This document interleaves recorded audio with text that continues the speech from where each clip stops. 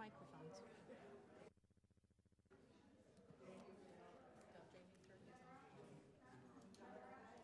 Good evening, everybody. We'd like to call this board meeting to order at this time. And just for record, at this time, 4 of 5 board members here.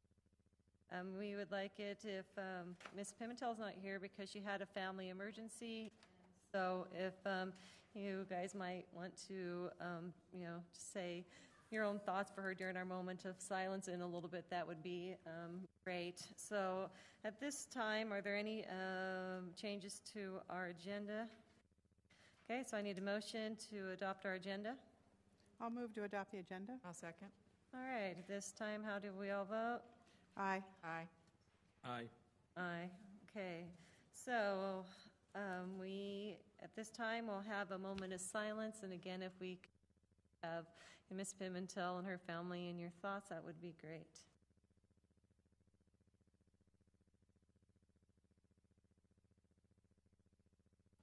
Thank you. Would everyone please rise for the Pledge of Allegiance? I pledge allegiance to the flag of the United States of America and to the republic for which it stands, one nation, under God, indivisible, with liberty and justice for all. All right, at this time, the governing board is going to be doing a study session on policies I, which is instructional goals and objectives. So this time we're going to go in order by letters to help us go in order and as we don't go back and forth like we have in our past meetings.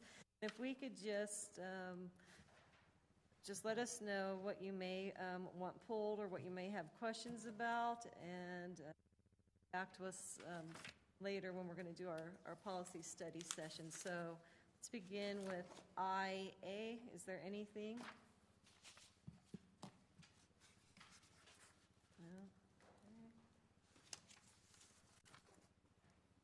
Okay. IB?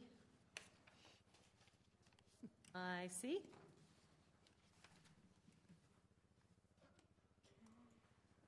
ID?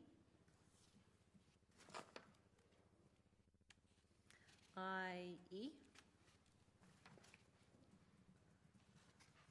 IGA? IGC? IGD?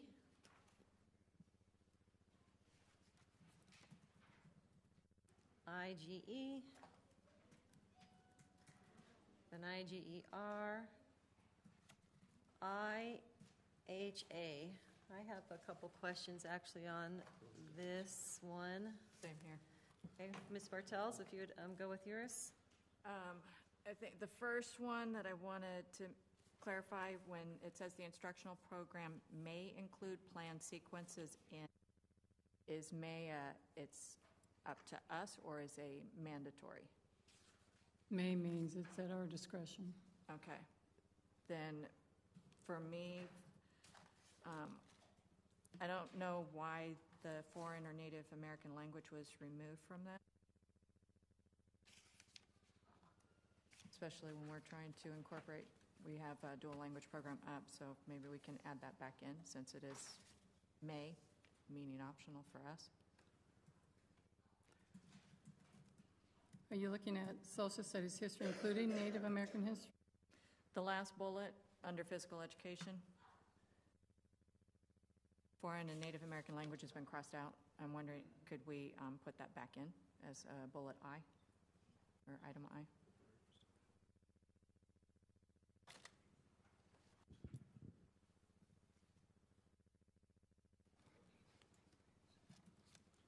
May I ask why that was scratched out? Foreign or Native, it was recommended through ASBA.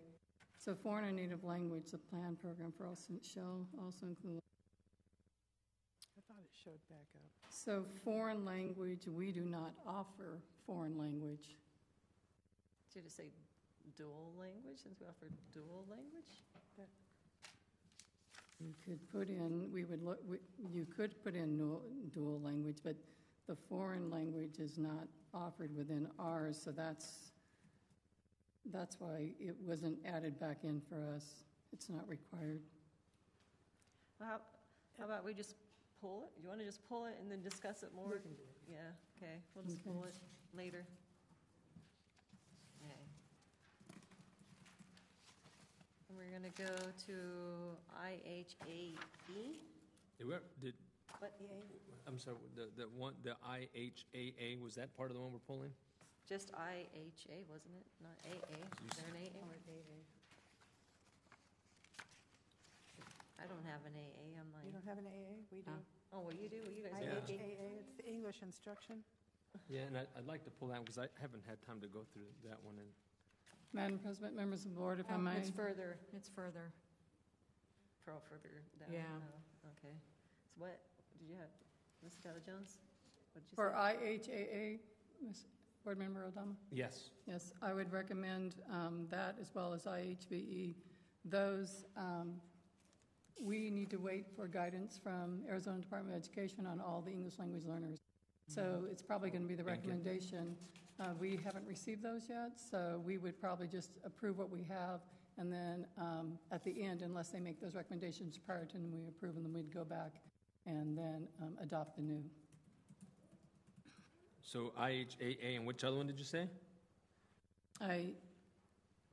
IHBE, that's the bilingual education one. Yep. All right. Wait, IHBE. So on our tablet, we're on IHAE, so is that the next one for you? IHAMA. I don't have an IHAMMB, or IHAMM? No. I don't have an E. IHAMA. AA, yes, that's the next teaching- one. The teaching about drugs, alcohol, and Yes. tobacco. Mhm. Wait, which one are we on? IHAMA, that one? Where is this? So what happened to IHAL? Where's that at? Should be after this one. They're just mixed up a little bit. All right, well, look at your IHAAs, and if there are any of the IHAAs, just let me know if we need to. There's R and, So just to confirm, IHAA is being pulled? yes. Yes. Oh, Yes. IHA. Yes, okay. Now, on mine, I have next as one, or IHAL. I don't have. Which that was one. removed. That one was all stricken, correct? Yes. that was Yes. the- I don't have that in here, but I had it on the, Yeah, it's all, it was taken out. all stricken. This is one.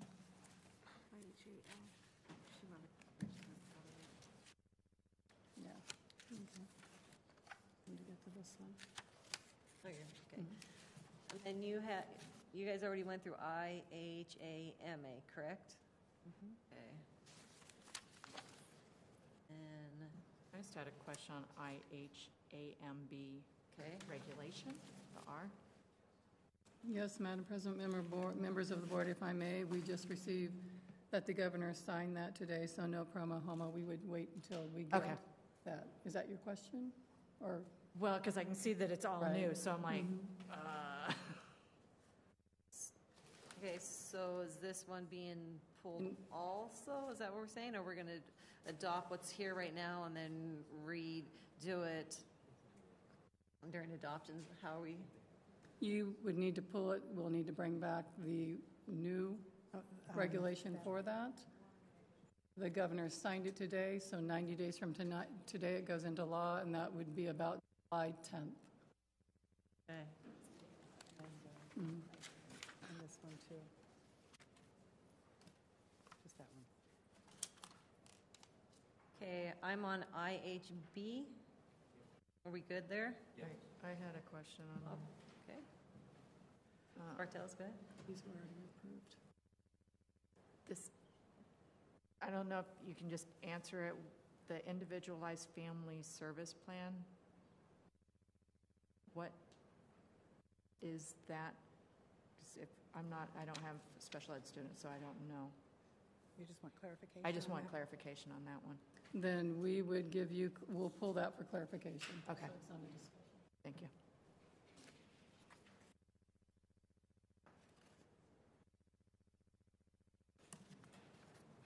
Okay, next one I have is IHBR. IHBA? R, regulation. IHB hyphen R should be the regulation after it. Oh, you guys have, so you're on IHBAs then? Okay, let us go down. Yeah, we don't Okay. have the regulation. They don't have the regulations. They're right behind. Your regulations, do you have them? It's not tabbed, so. Yeah, Oh, the okay. regulations aren't tabbed.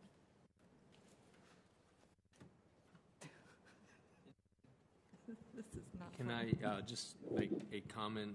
Is there a reason why this many came to us today? Because we didn't have a board meeting in March, at the end of March, and then we're trying to get them all approved by the end of the year without doing an additional study session. Also in I, there's very few changes in I. As you can see, there weren't many changes, so it's what was already in there. Okay, IH, we're going to be on B, I'm not there yet.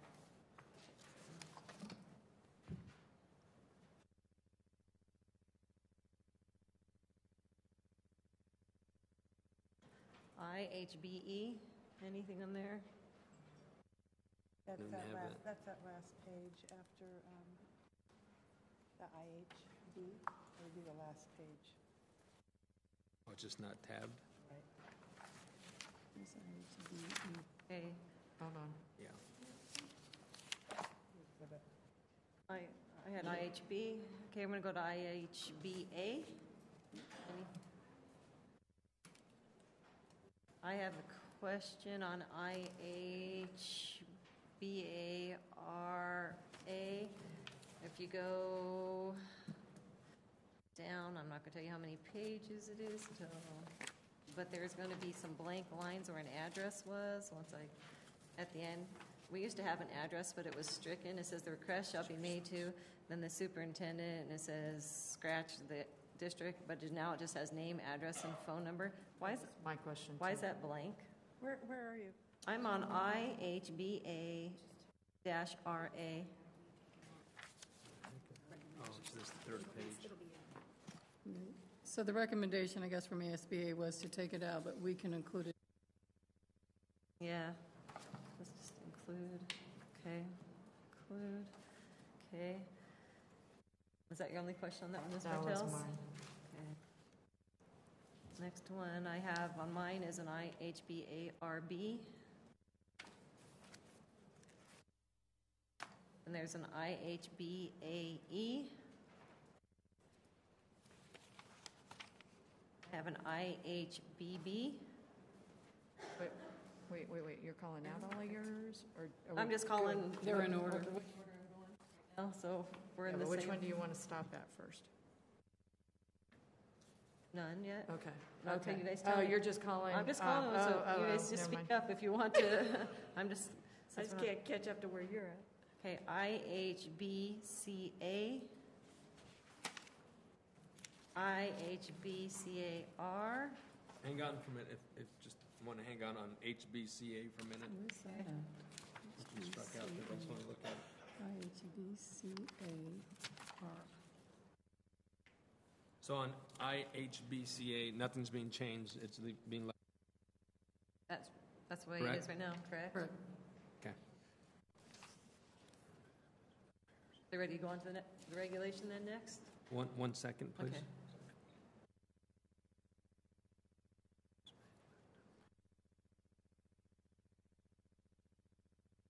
Okay, which one are you at? Still on Just for the IHB. record, IHBCA that I'm looking at is Programs for Pregnant Parenting Students, and so I don't see anything being struck out, so I'm okay to move forward, leave as is. Okay, I'm on IHBCAR now.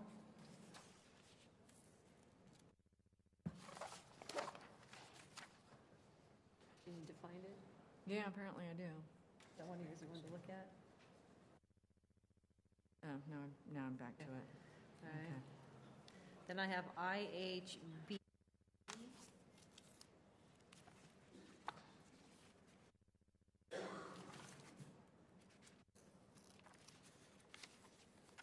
Then I have a question just on IHBD-R. So this is about Title I, and somewhere in here it said there, child care is a requirement of Title I.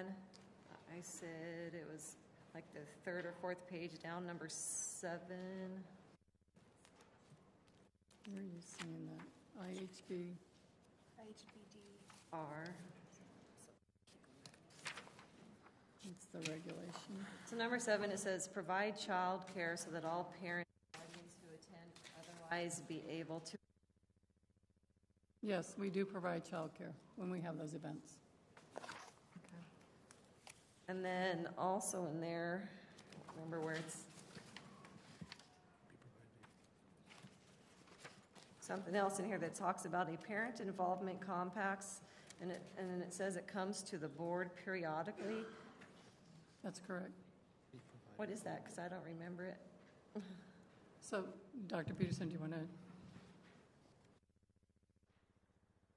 Madam President, members of the board, Superintendent Sagata Jones, the compact, actually a district compact and a school compact, are pretty new to the Title I system, and so it's actually within the student handbook that it lives, in the student handbook. So we will, because of the new Regulation. verbiage in here, we will be bringing that to you. Oh, so you said you're going to be bringing the Yes. student handbook for us to look at? Is that what you're saying?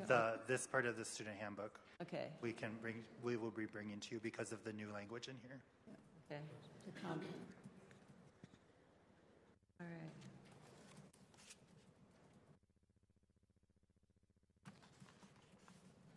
Okay, the next one I have is IHBEA. Now, this one is, HBE, that's the bilingual instruction that you wanted to strike, that was stricken before, and it comes back here. So, This is Title I. Which one are you at? Bilingual. Where are you at? Which? IHBD as in dog. DEA. And then it's the EA.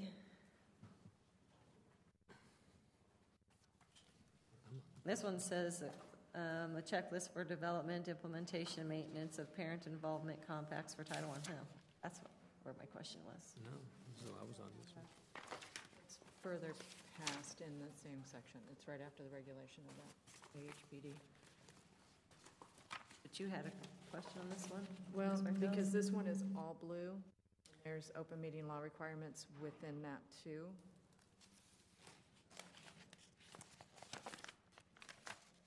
Yeah, this section is all new, so this is something that follow, and we would bring to you at the appropriate times. Okay.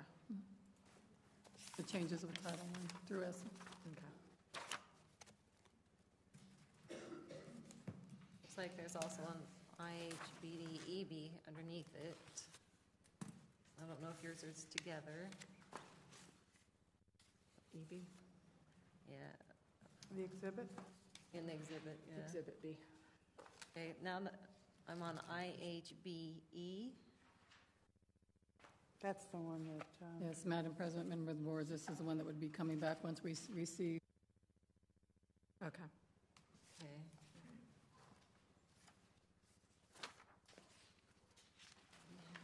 Then we have, there's an exhibit underneath it, which is in blue. Now I'm on IHBF.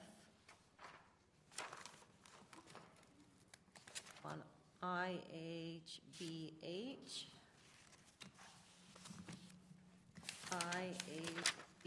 IHBHD.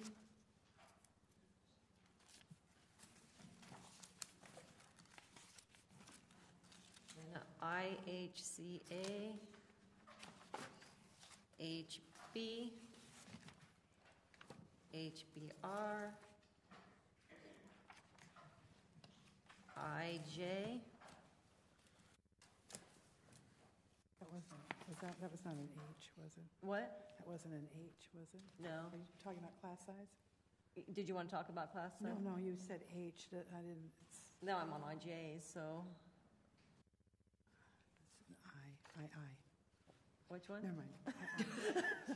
I know. It wasn't an H. It was I, so I was looking for an H. I. Never mind. It's too many letters. Okay, I'm on IJR. IJ with the regulation, which was after IJ. Now I'm on IJJ. Oh, there's a typo in the added part. Just it needs to be placed instead of place. Blue paragraph. In the first sentence, it says text. Yeah, that's ASBA's, so Yeah. we'll bring that to their attention. Okay. All right. IJJ. Then IJJR. IJL.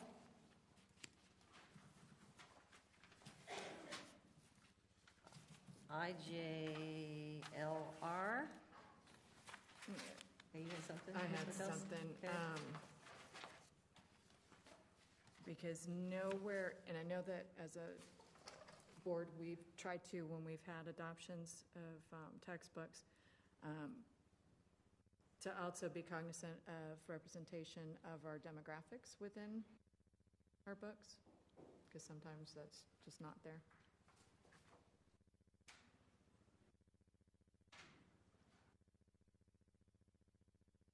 So is that a statement? Is that a or- question? I think it or- needs to be added. So you want clarification or you want discussion on that? Let's Wanna pull bring it that and back? get guidance, Okay. because we can't discuss.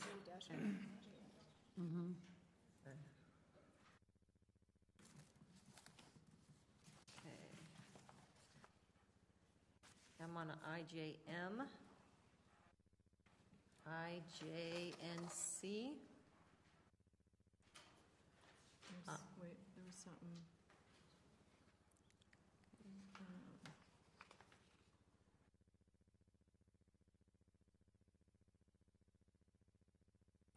On this one, I don't know why the religious and social, political, historical, ethnic groups bullet was removed. Can we find that out from? Yes. When's that one? IJNC? JNC.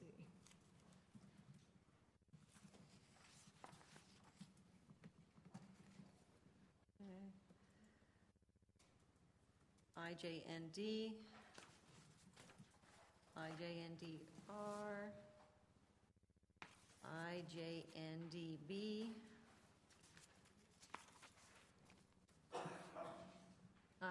IJNDBR,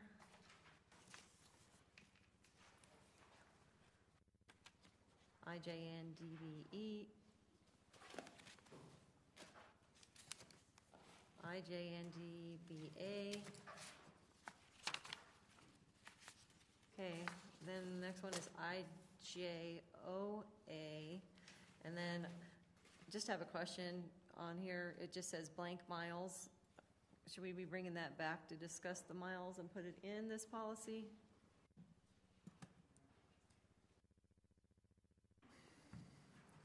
Yes, that would be our recommendation. We would determine that.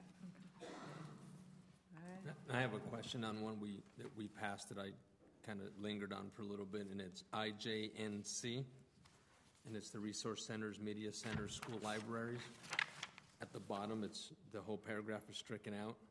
So I'd like to pull that one and have a conversation about it. What's stricken out reads materials, so to the extent possible to accommodate materials that reflect the ideals and beliefs of various religious, social, political, historical, and ethnic groups and their contributions to the American and world culture, thereby enabling students to develop intellectual integrity in making judgments. I don't think all of it should be crossed out, so. It's being brought back. Oh, this one is being brought back? Because that's I the didn't one that hear I you. questioned. Okay, Yeah. I'm sorry. I didn't hear anybody yank it, so I thought okay.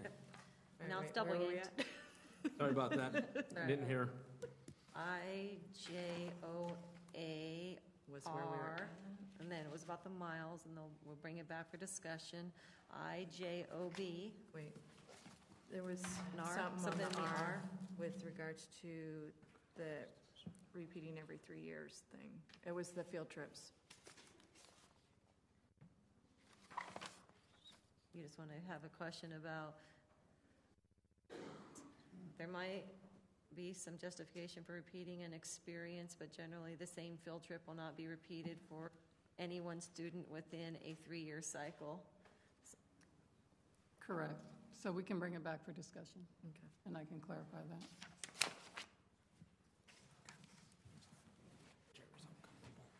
We're on IJOB, IJOC, IKA, IKAB. Wait. What? IKAB. Uh-huh. This school report card, is that just for that school, what the state says, this is what you're doing, and our schools have to give out that? The schools enter that information, and some of that. Okay. Thank you. IKAB. Okay. Okay, I'm on IKACA, IKB, IKD. This was obviously just added about honor rolls, and so is this something that is going to be implemented in all of our schools, that we make sure that we have this criteria? That's the recommendation, yes. So do we want to bring this back for discussion? Why? No? Is that, okay. IKE, IKERA, IKRB.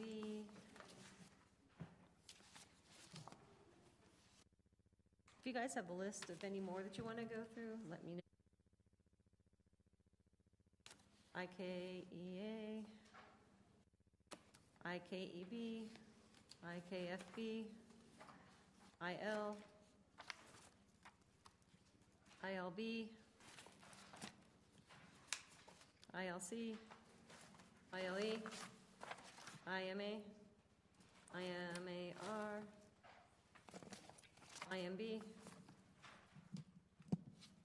IMBR, IMD, IMG, IMGR, IMH, IMHR, and that is it. Woohoo! We made it. I'm going to go back to IKE. Okay. Sorry. I get stuck on some of these. So it's, so in blue, so it was changed, so promotional and retention of Hold on. IKE, IKE. because we have to scroll. Yeah, promotion and retention of students. Okay. The regulation? Yeah, so in blue it reads, the district may conduct a ceremony to honor pupils who have been. And so I've heard a lot from parents that, should that be shall? And what keeps us from shall? The third paragraph down, it reads, shall be conditioned on the satisfaction of the applicable competency, but do we keep it may and not shall? We can just bring it back for discussion. We're Yeah, just, we can okay. just pull it. Then I want to pull that one then Okay. for that conversation, so.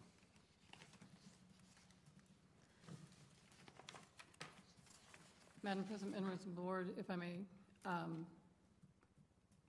some of the ones that we did pull, some of them are just a clarification. I could try to put some of those into an update, That'll work. and then you'll know what that, because some of it is an easy clarification. The ones that are not, that we need to have, They may not have to come back. Okay, I'm good with that. All right. Well, we are done with that study session, and we used our full half hour. So at this time, it is our time for call to the public, and I see we have.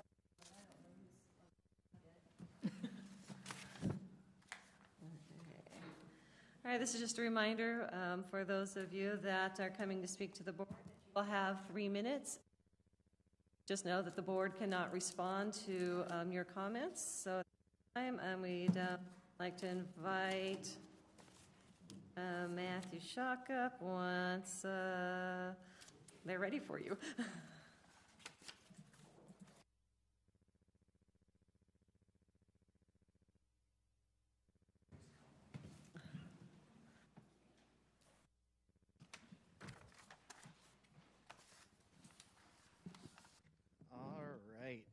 Can you hear me? We good? All right. Madam President, members of the board, and superintendent, as we come to our one-year anniversary of our governing board signing the Red for Ed pledge, GEA and AEU want to thank you for your continued support of all of our educators in our school district. With your support and the support of our administration, last year we were able to make a difference in educational. Without your support during that time, it would not have been possible. As we get closer to our one-year anniversary of our walkout for our students, we need to ask ourselves, what has changed? Well, other than the investment last year, extremely little. We have had 0 bills so far this year about educational funding or a permanent revenue source to fix our educational funding problem. We've heard about lemonade as the state drink and many attacks on educators' First Amendment rights because we stood up for our kids. I think their hope was that last year they would throw some money at us, we would be happy, and we'd walk away. That's not why we walked out for our kids last year. Yes, the pay, where was I? There we go. There's been 0 money so far allocated for our students, and that's why we walked out last year, was for our students, or to address the capital needs that our many schools in our state have. We ask you to continue to support us if we need to reteach the lesson that we thought we taught last spring. One more thing. I'd also like to thank all the former GAA presidents, 2 who are in the room, and vice presidents and members for their commitment to making GAA the sole voice for negotiations. Because of their amazing work, I have been able to be part of some amazing changes for our school district. In the last 4 years since GAA was made the sole voice, we have negotiated for a 17 to 20% pay increase for employees. We have added working conditions to the meet and confer process. Most importantly, tonight, after your approval of the meet and confer recommendations, we will have, for the first time in our district, a signed working agreement that will be found on our website and in our employee handbook. So thank you to those who came before me and let me be a part of this. Thank you guys for everything you do for our district, and with that being said, I completely support our meet and confer recommendations tonight. Thank you.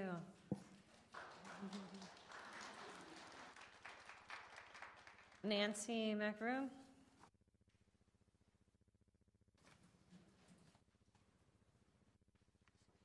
Good evening. Don't hit it. I know, it's changed a little. I have to wear my cheaters now. I would first like to thank our district employees for the special.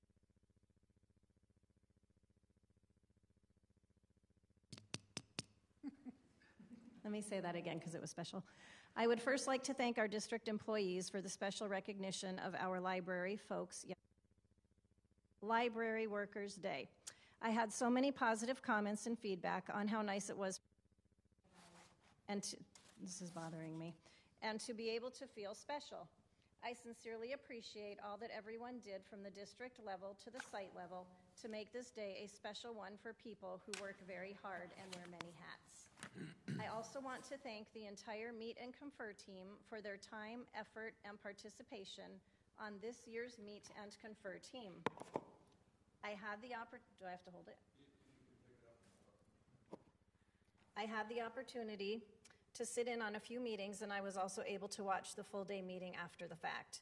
I was very impressed by the participation of all committee members, how they interacted, listened to each other, and offered interests and options. I am hoping the same group can stay together for next year because you appear to have a very good thing going. I am very concerned about the committee being told that Meet and Confer only represents certified and classified employees, and that the administrative decisions will be made by the superintendent.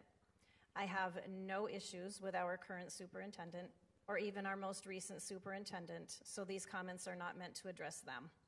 However, superintendents that we have had in the past and some governing board members that we have had in the past, I would not feel as comfortable with having this power to make these decisions.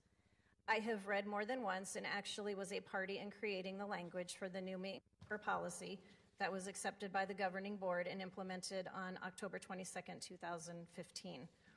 At no time was it the intention of the Glendale Education Association to exclude administrative employees from this negotiation. GEA does not have administrative members, not that we would not welcome you, but we could not include them into the policy language because we do not have that category of personnel.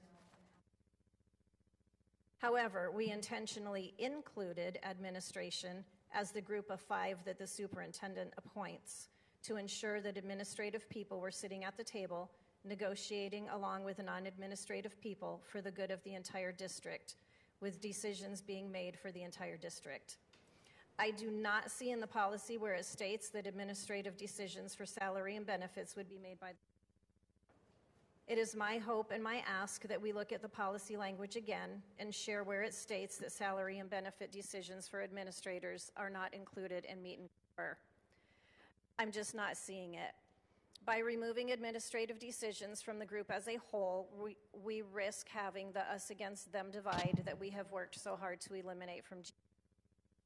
Salaries and benefits were decided for administration last year in meet and confer, and in all of the years previous, not only in meet and confer, but also in IBN. I am hoping that this misperception can be revisited.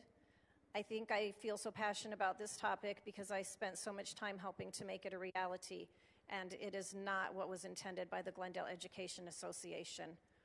And then I pulled policy ABCDEFG. It's HD, meet and confer styles, methods, and procedures. And without reading the whole thing, basically it says that GEA will select a team of 5, and the superintendent will appoint a team of 5, and that the meet and confer process will be used as an interest-based approach, resulting in consensus on issues related to employee salaries, fringe benefits, working conditions. It does not say that administrators are exempt from these decisions. So I hope that we can revisit this. Thank you. Thank you. I'd like to invite Mary Gross, whatever.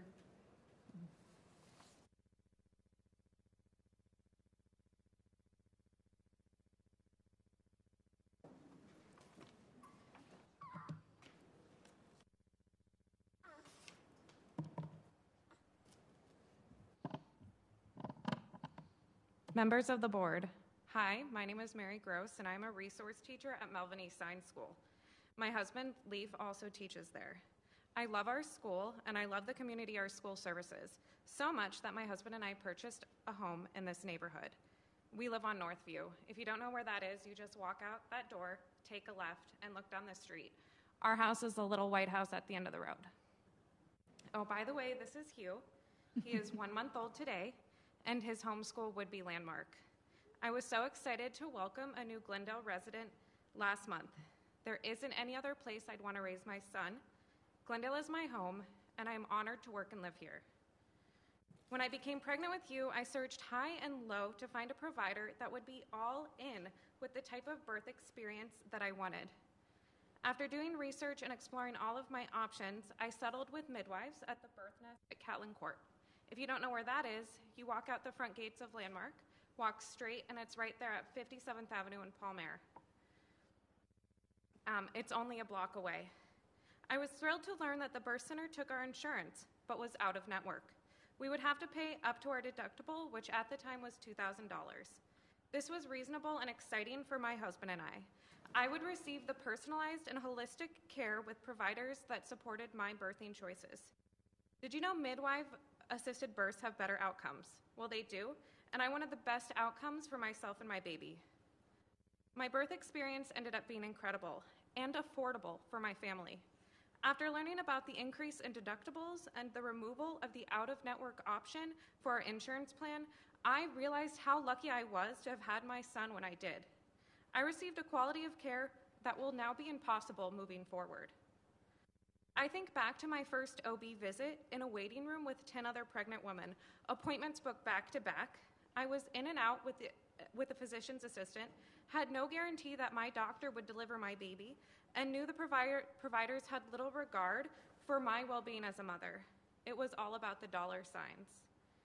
An increase in deductibles and the elimination of the out-of-network option would not have allowed me to have the choice to deliver my baby in a setting with the best outcomes.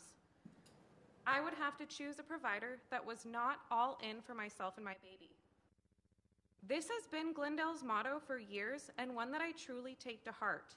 We are all in at Melvin East Sign and want the best possible learning outcomes for our students in our community. Why does it seem that GESD no longer desires this for their teachers, for the health of their teachers, and for the future members of the GESD student body? We always do what's best for kids, so why not what's best for teachers? I valued the ability to choose a care provider that was out of network, one that put myself and my family first. I signed a contract and then was hit with this news, that I would no longer have the option of choice. It's not quite fair that this information was provided after I signed on the dotted line. I am all in for Glendale, for local businesses, for this school district, and for this community of students. I'd hate to be forced to move elsewhere because I no longer have the ability to choose when it comes to my health, when it comes to my family. For me, Glendale Elementary School District and family are one and the same. I'd really like to keep it that way. Thank you. Thank you.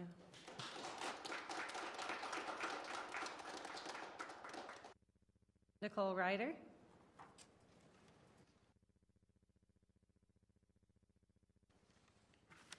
Good evening, members of the board. My name is Nicole Ryder, and I'm a third-year teacher here in the Glendale Elementary School District. I thank you for the opportunity to speak to you, and I thank you for the work that Meet and Confer did on our behalf. But there are some things in the Meet and Confer recommendation that I want to address, not only for myself, but the other educators that aren't comfortable with public speaking. I'm not sure if you have the ability to help fix or change this, but I noticed that one of your goals is to attract and retain highly qualified staff.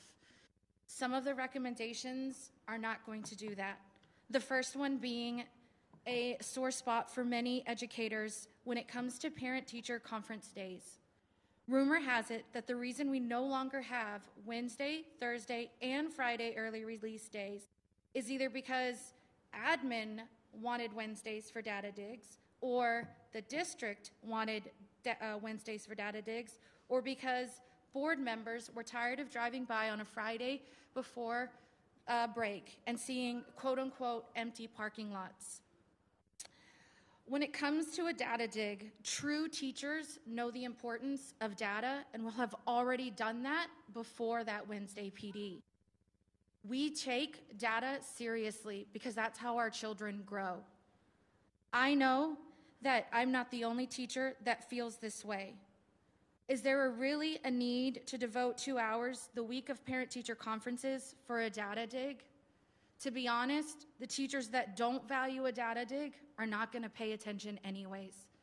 And those of us that do are torn because we are trying to focus on getting ready for parent-teacher conferences and at the same time what we're doing with our data. If we're expected to have 100% family participation in our parent-teacher conferences, taking away more and more time from that is not going to help. Most of us wind up having to have conferences on our own time past our contract, for me, 3:15. So when complaints of empty parking lots on Fridays before breaks are heard, teachers become hurt and annoyed. I challenge you, drive by a school any other Friday, either before 7 a.m. or after 3:15, at least for my school. I can guarantee you, you're going to see lots of cars in a parking lot. There are many times I personally, with at least a handful of my colleagues, walk out to a dark parking lot because we're there right until the cleaners tell us we have to go. There are plenty of other opportunities for us to do data digs that shouldn't be required to take away from parent-teacher conferences when both are equally important and we're being told we have to choose or choose our own time. Simply giving those days back to us would mean so much to teachers. The other thing that could help with keeping teachers is the new hoops we have to jump through in our performance pay. We, as teachers, devote so much of our outside personal time to our classrooms. And having us jump through 100 million more hoops on top of the hoops we have to jump through just to get a little bit of extra pay isn't fair. I have a colleague who retires next year. What does she gain from 10 hours of extra PD time that she's not going to use. How is that fair to her? Especially because she's put in her time, and if she doesn't, then she doesn't get all of her performance pay. I ask that you think of those and other smaller things like that that could help improve morale, help show that you support teachers and understand all that we have to go through on a day, and help make a change that doesn't take away more of our personal time. Thank you. Thank you.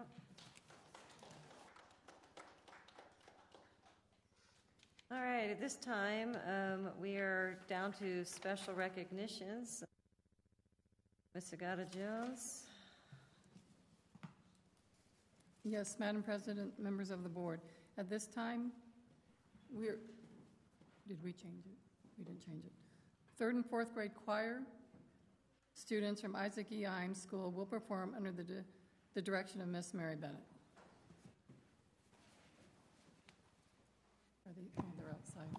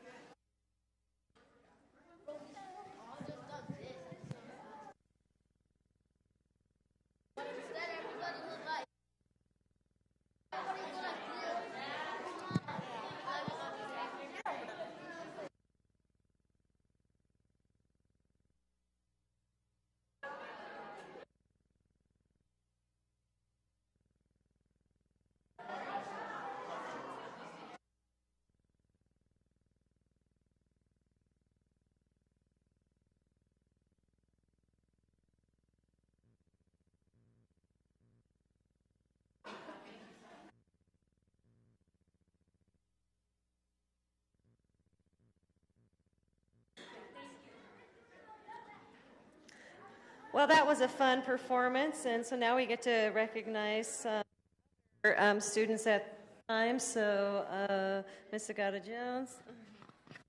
Yes, thank you. That was a wonderful performance. We always enjoy hearing our children sing. We're excited now to recognize another group of students, and I will turn that over to Dr. Jerry Peterson in Corvaya. Madam President, members of the board, Superintendent Sagata-Jones, I'm actually going to turn it over to our coordinator for English Language Arts and Social Studies, Miss Katie Sulch.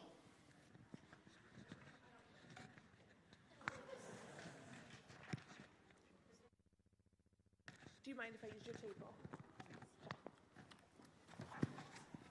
So, Madam President, members of the board, Superintendent Sagata-Jones, it is my honor to present tonight 3 of our 4 representatives that won the spelling bee.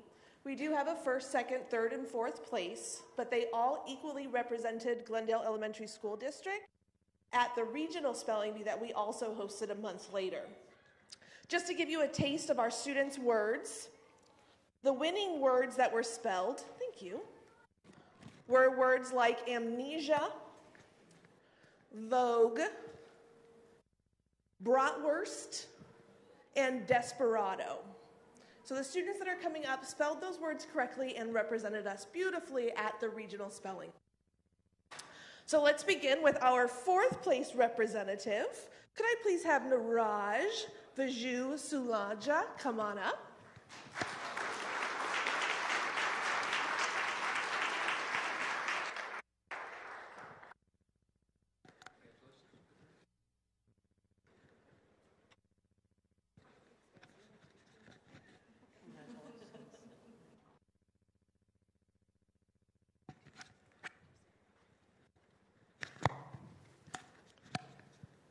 Not with us tonight, but we still want to celebrate Lilith Tanori for getting 3rd place.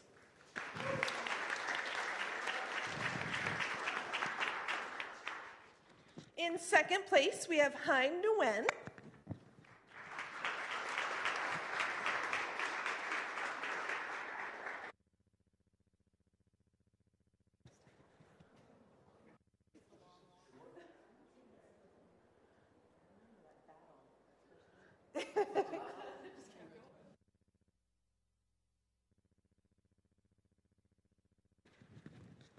And our 1st place representative, I would like to point out, represented us last year as our 4th place winner in the Regional B, and also represented us this year as the 1st place winner at the Regional B. Can Latam Kapia come on up?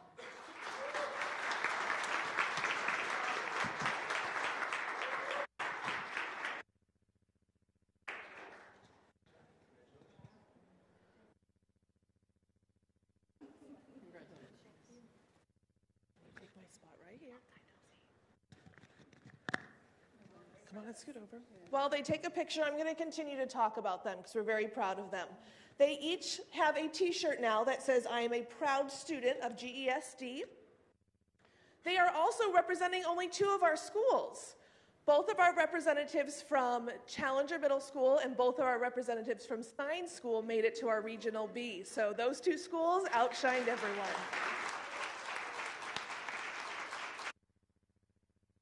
Now, take a look at them. This is not the last time you're going to see them. Kids going places. Congratulations.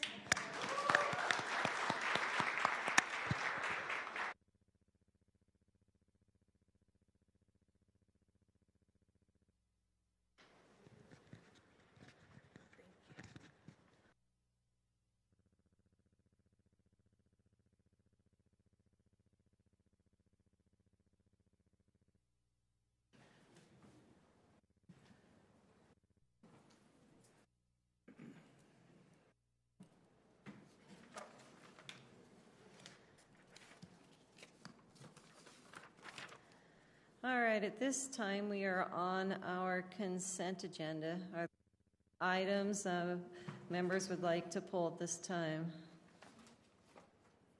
There were some concerns brought up, so if we could bring pay.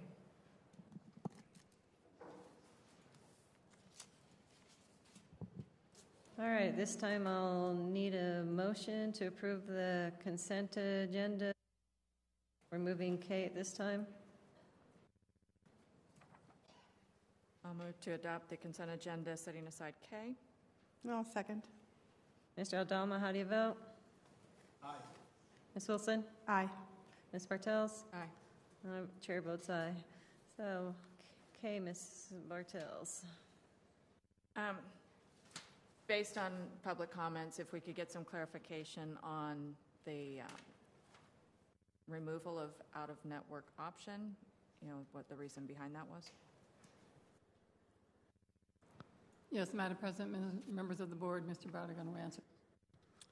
Madam President, members of the board, over the last 2 years, beginning in fiscal year 17 and fiscal year 18, in those 2 years, the district incurred a high loss ratio claim. For example, in 2017, the district's loss ratio was 107%, which means that the district was spending more money than it was generating to cover those claims.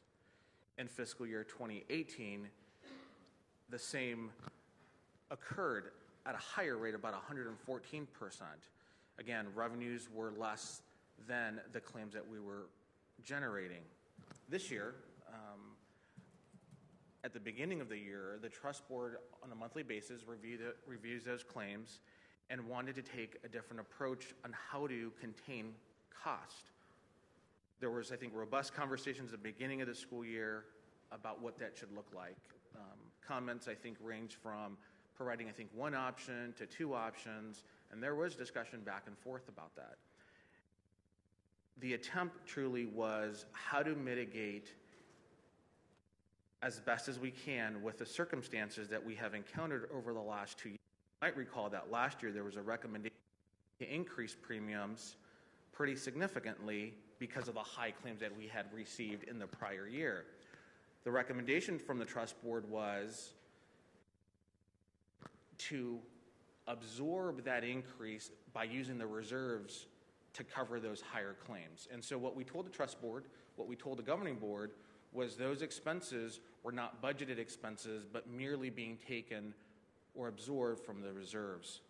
The proposal in front of you is really a multi-year approach to try to get a handle on costs with the challenges that we have in declining enrollment. The conversations that we had was, what can we do to impact the least number of employees and their dependents?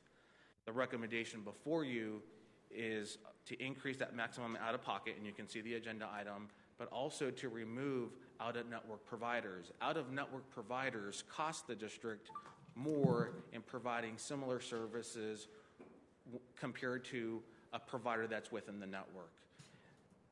That was a conversation that we had, and an attempt to do that. The recommendation is, which is a benefit to most of those employees, that by doing this you wouldn't raise or increase premiums.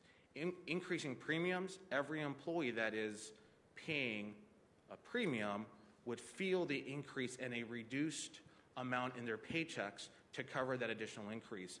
So the attempt was, and we've heard it through many public speaking comments, that you're giving us raises, and this is a general comment, you're giving us raises, but we're not seeing that increase because whether state retirement increased or more specifically insurance increases. So the goal was, how do you try to contain that so that when you do give raises, they see a little bit more in the take-home pay?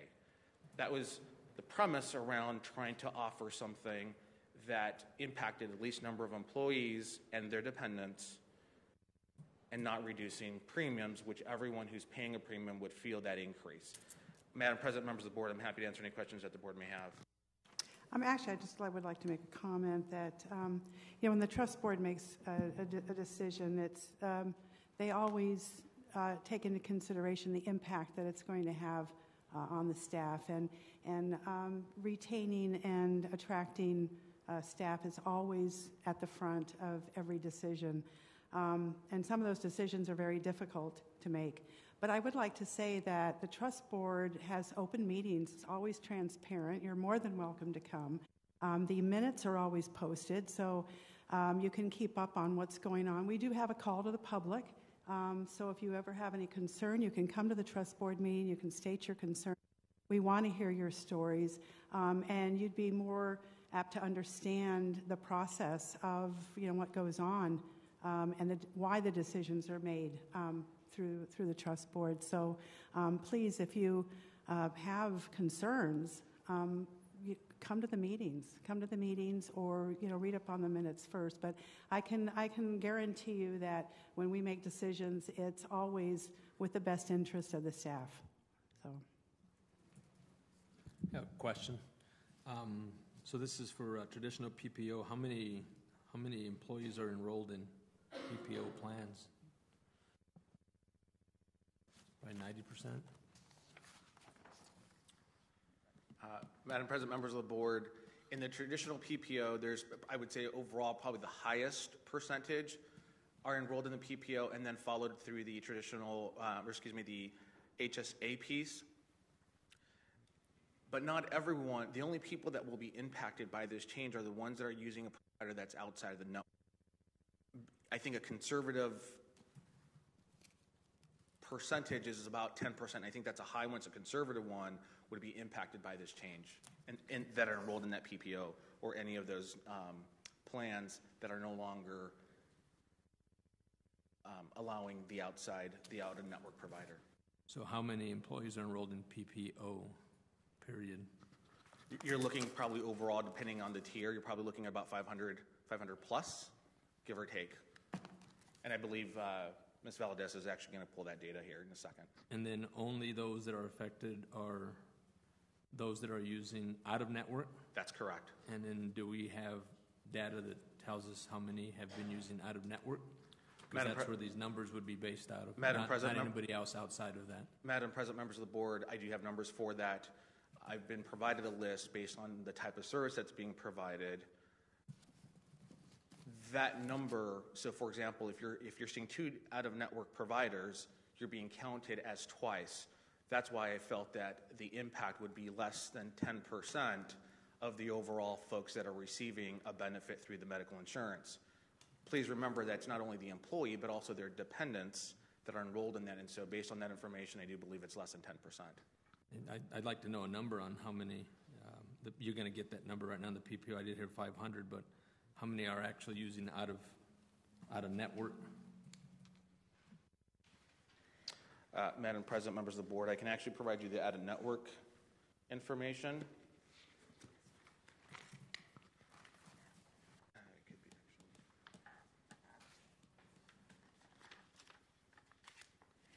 We could table this if you want to look at it for a couple minutes, and we can bring. Yeah, Madam President, members of the board, I think I left those on my desk, but I'm happy to provide you that information. Recommend tabling it for another board meeting? No, it's right here on the table, and when. Oh, okay. So. Not used to that kind of table, but more of a long-term table. So I'll just move that we just table item K. Second. Mr. Aldama. Aye. Ms. Wilson. Aye. Ms. Bartels.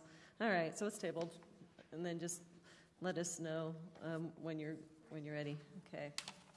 All right. So we are going to go ahead and go to our action items, and so we're on action item A, which is policy revision first reading.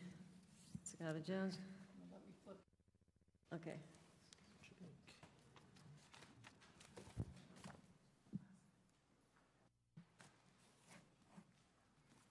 Yes, good evening, Madam President, members of the Board Administrator. It is recommended the Governing Board approve the first reading of revised policy manual, Section I, instructional program as presented. Administration is in the process of completing a comprehensive policy manual review and update. Prior to rescinding the current manual and adopting the new one, the Board must complete a first reading of the revised manual. After each study session, the Board will approve the first reading of the sections of the manual reviewed. Once all sections have had first reading conducted, the entire manual will be rescinded, then adopted again as a whole. So just as a reminder, so we're just, we pulled quite a few tonight, and then we'll bring them back and discuss some of them. So I just need a motion at this time. So moved. Second. And what's our motion? Is just we're going to approve our policy revision first readings. And so Mr. Aldama? Aye. Ms. Wilson? Aye. Ms. Bartels? Aye. And Chair votes aye. Okay. Item 8B. Yes, Madam President, members of the board, it is recommended the governing board approve the proposed meeting calendar for the 2019-2020 school year as presented.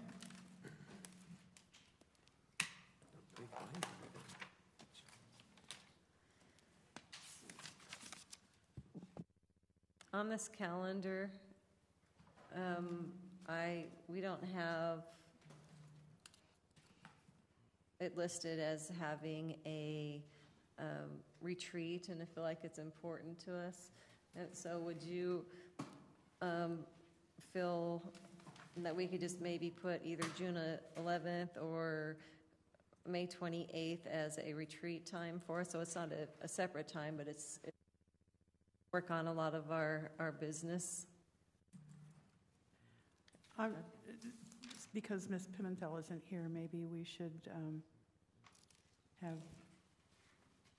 Liz make phone calls, or we can submit.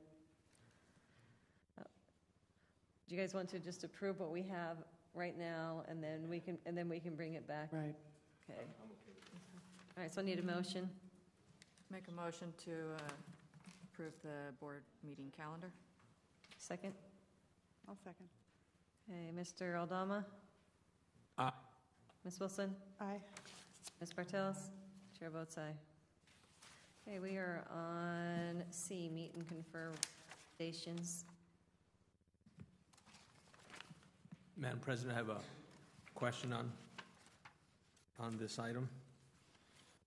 So there was some public comments that I heard that justify some questions on my behalf.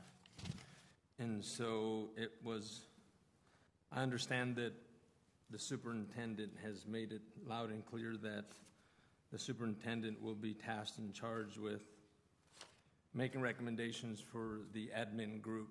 So I'd like to know, is there a written policy that states that? If we can have that right now, I'd like to know if we have it or not. Ms. Sagata-Jones? Yes, Madam President, members of the board, when this came up, we looked at legal. In the original policy that's HG, where it states that the governing board approves the Glendale Education Association as a recognized representative for non-administrative certified and non-administrative classified staff. At that time, we asked Ms. Valadez to contact legal counsel, and then in addition, the facilitator also shared the information. So, Ms. Valadez, would you like to share what was discussed during meet and confer? Good evening, Madam President, members of the board, and Superintendent Sagata-Jones. This did come up during meet and confer, and as you know, we've been really trying to follow our policy or change our policies. So when this was brought up and I was shared it, I reached out to legal counsel, and I have my notes here, and legal counsel said GA represents only non-administrative staff according to the policy. I also then was asked, well, can we ask another representative, another legal counsel, to see if it's the same interpretation? So that came from Gus Rosenfeld. Representation, Jennifer McLennan. I then reached out to Udall Shumway, Denise Little-Britt. And again, I was told the superintendent makes recommendations to the board. The superintendent works with district-level admin to seek what is offered, and the superintendent makes that recommendation. And then policy GCB says that the superintendent, I don't have it exactly in front of me, but the superintendent recommends that to the board as well. Thank you for that. Historically, has it been during meet and confer that the superintendent makes those decisions separately? So let's just go back last year and previous years. Has that been the norm? Madam President, members of the board, no. That was not, policy was not, they did not do that in the past. Okay. I'm only speaking for the years in which I was here. So the policy existed, but the practice did not. Is that what I'm hearing? Correct. Okay. So it begs to ask, why the culture change? What happened that in previous years we've had the same policy, but we've never had the expectation that this was going to be separate? So can someone answer? Well, the policy changed when it hasn't always been like the policy changed when it was approved on policy HD, when the governing board recognized GEA as the representation for those negotiations. And at that time, what the governing board approved was they recognized them as the representation, but it says in their policy for non-administrative and non-administrative certified and non-administrative classified salaries. So that excluded them from being able to do that for administrators. So let me ask this question, though. So when Meet and Confer met for their norms and put all the rules on the table moving forward, this is how we are going to, who we're going to represent, was that stated at that meeting, at the norms, that you're going to exclude administration and the superintendent's going to make those recommendations? It was brought up during the Meet and Confer process about admin salaries. At the beginning, the first meeting? No. Okay. Not When was it until it brought was up? brought up until we discussed salaries. So when that salary discussion was brought up, and then that we went to have a discussion about administrative salaries, I was like, hold on, everybody. According to the policy we have in Glendale, this is not where these discussions take place. And so I read policy to the group. So pretty much, this is my, really, the Meet and Confer were told that this is what was going to happen. It wasn't planned that way. I'm just wondering why it wasn't brought up in the norms, and as you said, we had this conversation, but going forward, this is the policy we're going to follow, and not just immediately throw it in now, and that's what it is. I can just tell you from my experience and the groups I've been working with, the conversation as far as the admin salary really didn't come up until the group tried to discuss admin salary, and then I referred to policy. So along the entire process, we have been trying to follow our own policy, and we know, the group knows there were some things we weren't following in policy, but they also knew we were going to follow policy. So I don't think it was intentional on either and anybody's intent to leave it out. It was once the conversation went to be brought up, I quickly just picked up the policy like they know I will do, and I'm like, okay, we need to follow our own policy. Ms. Valdez, but you said earlier that, or it was said earlier just a few minutes ago, that traditionally it wasn't this way. So for GEA or for the whole Meet and Confer to assume that administration was going to be in salaries is appropriate, because it traditionally has been that way. So your comments, I don't agree with those, because traditionally this is how it's been.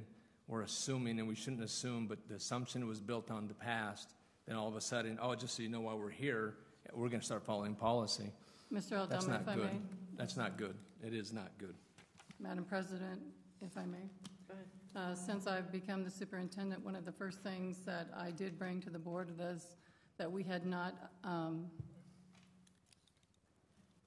we had many policies, as we've had for several meetings, that we had not updated for many years. And so it was coming into the superintendency, I could not operate on any policies that were not correct or updated. So we have begun that process all year.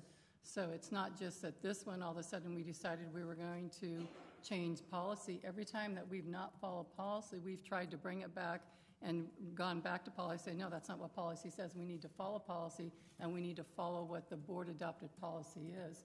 And that's been the purpose of the revisions. So I understand.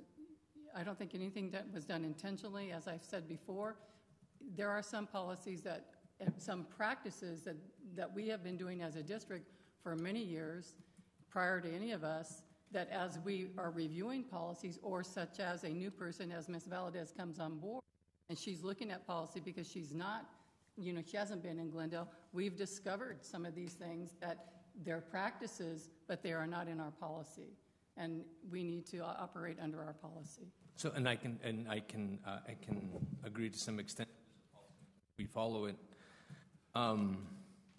It really does shed the light on us and them, and there is a division when that happens. I don't know that this is the appropriate time to ask, but I will say it would be interesting for me to hear that that the superintendent would say, let's change a policy where everybody's in one punch bowl and decisions are made by that group, because certainly we are dividing. I don't see why the superintendent has to make the decisions for one group of people but not the other, where the superintendent, not just yourself, but any other superintendent, makes the decisions for the whole. But in this case, you don't. You make them for a group of administrators under your direct report, not under any principal. So yes. I'm a little uncomfortable with that. Madam President, Mr. Aldama, if I may, the superintendent only makes recommendations. It is the governing board that makes the final decisions. Wow. Okay, so this time let's continue to discuss meet and confer recommendations, because that's what we're on. At this time, I will turn it over to Ms. Valadez for the presentation.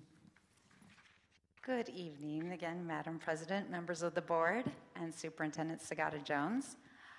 It was a joy sitting on the Meet and Confer Committee. It was definitely a different process than I was used to. We had a new facilitator with the group this year compared to what we have had before. And we came together and everybody worked extremely hard, and really always we're talking about what's best for Glendale. This evening, we're going to have two members of our Meet and Confer Committee present to you. We have Matt Schock and Andrea Arellano, who will be presenting our Meet and Confer recommendations. And in a moment, they will have the committee stand up, so you'll get to see everybody's names. Good evening, Madam President, members of the Governing Board, and Superintendent Sagata-Jones. The Meet and Confer team was comprised of 12 GESD staff. Members of the team, please stand.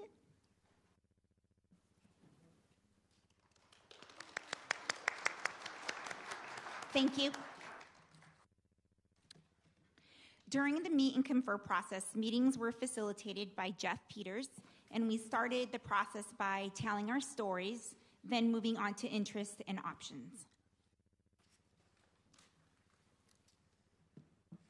Meet and Confer, the purpose is to improve matters of mutual interest, employee compensation, fringe benefits, and working conditions. We moved into the topic of cultural commitments, which includes creating a culture in which staff demonstrate personal responsibility and ownership for the welfare of our students and staff. It's our collective responsibility to effectively communicate and take personal responsibility for community. And then work-life balance is important consideration as we work together to meet the needs of students. Our first one was general communications. We're continuing to implement the progress monitoring of past Meet and Confer recommendations. As I stated earlier, there will be an employee handbook that contains the approved Meet and Confer recommendations related to salary, benefits, and working conditions.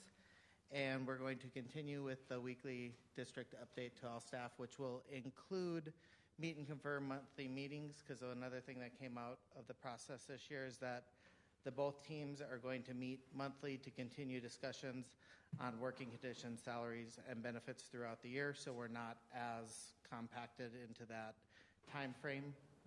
So that was another thing that was important that came out. Moving on to salary, increase both classified and certified salary by 5%. If additional funds are available within the current budget, increase the base new teacher's salary to $39,000. For performance pay, we're looking at accelerating the distribution available to the performance pay so we can pay out those funds at a higher rate for our teachers. For the 1920 school year, you can see the breakdown for years of service and then the amount of performance pay. This is for the 1920 school year only. We're going to, in those conversations, look at another plan.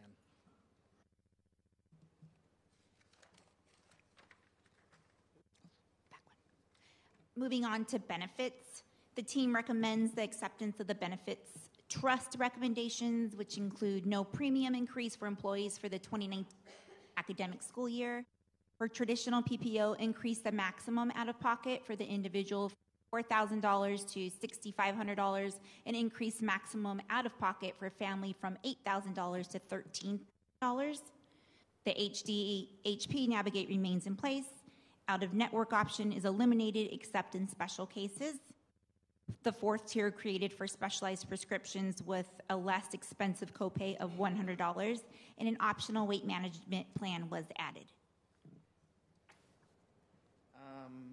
The team recommends that the trust board reduce from 3 to 1 the number of activities required for those that are on the HSA to receive their full annual amount. We also recommended that they study increasing the district's HSA contribution for consideration during the year's meet and confer process for the 2021 school year. And another benefit that is available to our employees is pet insurance at their own cost.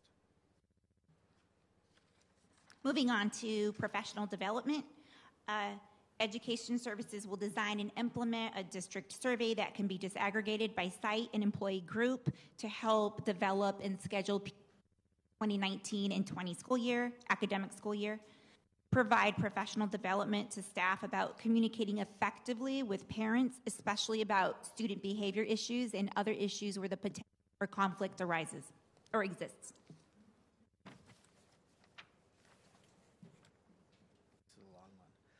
So under the direction of the MTSS team seeks improvements to the MTSS and related processes. Can you tell me what MTSS stands for? It's the multi-tiered system. Student support system. All right, I get the gist. It's an acronym and it's really long.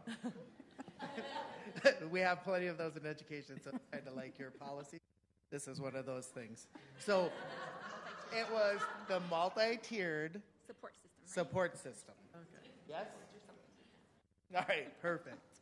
So they're going to review, revise, and provide relevant professional development with the behavior matrix, identify and communicate process for placing and changing student tier levels, evaluate the MTSS program on a quarterly basis, review current disciplinary referral forms, and create a standard district referral form for use by all schools.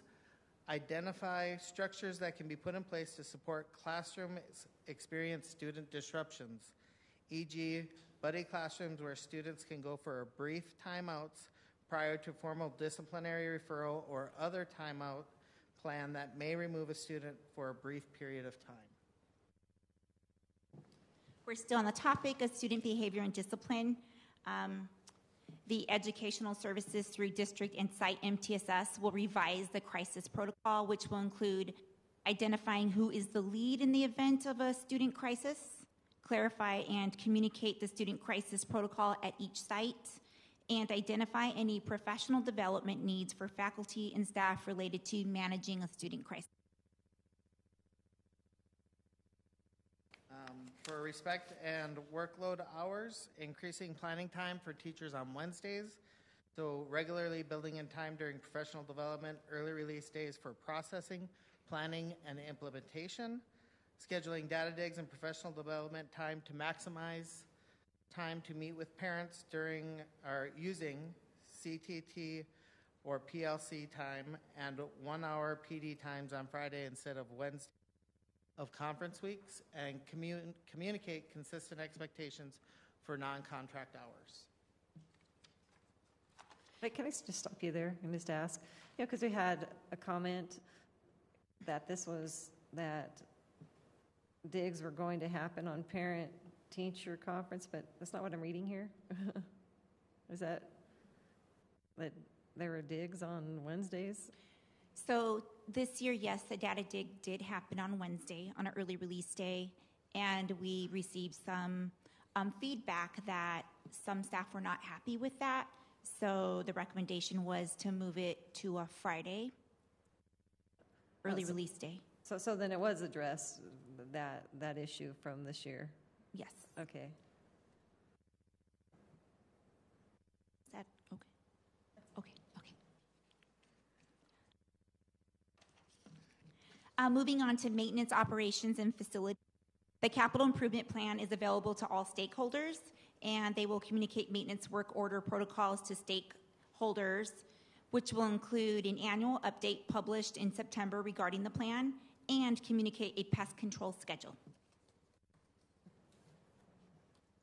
Classroom resources. Each site identifies a site committee, which could be the school learning team, council, or other group responsible for the site budget, monitoring, and adjusting. So they'll identify and communicate membership of the committee to their school and quarterly review the school budget for alignment with goals. Update and understand the availability of resources at staff meetings, and create, communicate, and distribute standard district-wide equipment, educational resources, and supply. So after this presentation was given to all schools on an early release Wednesday, I believe it was Jim Cummings who emailed the link to see the presentation, as well as telling staff that they would receive a phone call the next evening. So here are the results from the robocall that went out. The call was made on April 4th. 574 staff participated. 877 did not answer the phone call. And of those who participated, 487 said yes, 87 said no. And something good to point out is there are, this year, more participated. I believe last year, Ms. Vela, 480 participated. So it increases each year. And that concludes our presentation. Do we have any questions or comments from board members? Well, I can't tell you how excited I am that we finally have a handbook. This is great. It's been something that I have been complaining about, I would say, from the first time I ever got on the board. I couldn't believe there was no handbook. It's just a win-win situation for everybody. It's just, everything's clear, laid out, and there's no questions. Congratulations. I think that's great. Yeah. Mr. Adama, did you want to say something? No questions for this group. Thank you so much for. Oh, you're welcome. Thank you. Yeah. All right. So I have questions though. Further on my comments earlier on the admin decision. So is there a policy available that I want to see the policy that Ms. Valdez was referring to that you got direction from legal? Do you have that policy? There's a copy for every board member. And then if that is available, can you please highlight or show me exactly specifically where it reads that GA would, not GA, but the meet and confer would not make decisions for the whole? Or where it reads that that the superintendent does?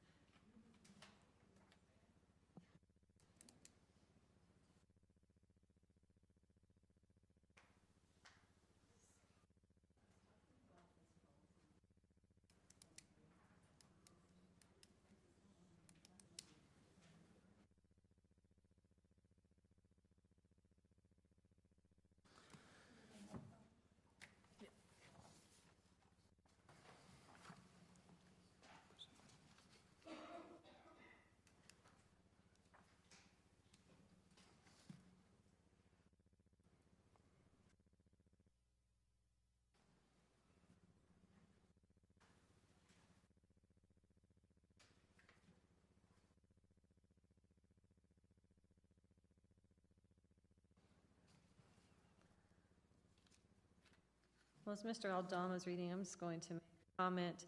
I'm going to applaud Ms. Sagata-Jones and Ms. Valadez for going through our policies. I know that when I saw the recommendation, when it came to me as I was reviewing the agenda, I was a little shocked at the way that it was done, but I appreciate that you went to legal and that you're getting things clarified. And I know that practices are not always what they should be by what's in a policy.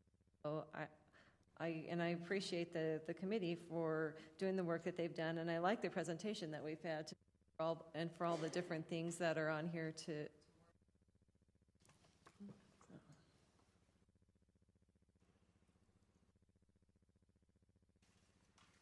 I think when I think was this policy was first changed, and that was can't remember how far back that went. Was it 4 years ago? There were, that was quite a, we had quite a time with that. But there was always that just trying to hang on to what was, and so to completely run the meetings exactly like the policy was just, it wasn't happening. And so they changed parts of it, and then other parts they were just trying to hang on to the way it was working before. That's the way I saw it. But yeah, clearly we can see it wasn't following policy, and I'm glad we're looking at policy and changing and following. If it ever comes up that we need to change that, I think the board can take a look at that along with conversations from everybody else. So it's not that it's in stone. So we haven't hit this section of the policy manual in our review yet, correct? So just a couple comments. So thank you for the highlight here. It does read, I'm going to read it because I asked for it, and it says, the governing board approves the Glendale Education Association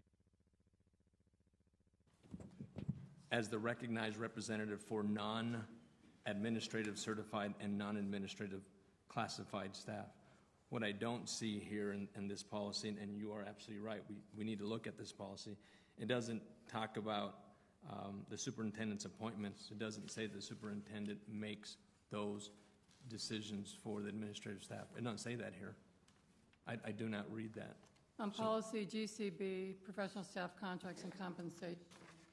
Where's GCB? Do you That's have? not what I'm looking at. I'm sorry. Let me pass this one on. The superintendent. You referred to GCB earlier, but I don't see that. Superintendent will provide recommendations and salaries. In addition, when we went through legal count, here's what I don't have 4 of those. ASB does not have recommendations for this section whatsoever. That's why you go to legal counsel. So that's an interpretation then? Well, we sought legal counsel, Mr. Aldama, because we knew what our policy stated, so Ms. Valdez sought legal counsel. And just as a reminder, Madam President, ASBA, although they don't have that, as Ms. Board Member Wilson said, the board is responsible for making policy, so that can be looked at. But failure to follow legal advice results in personal liability of the board. I just want to make that stated. So let me make something clear for those who are in the audience.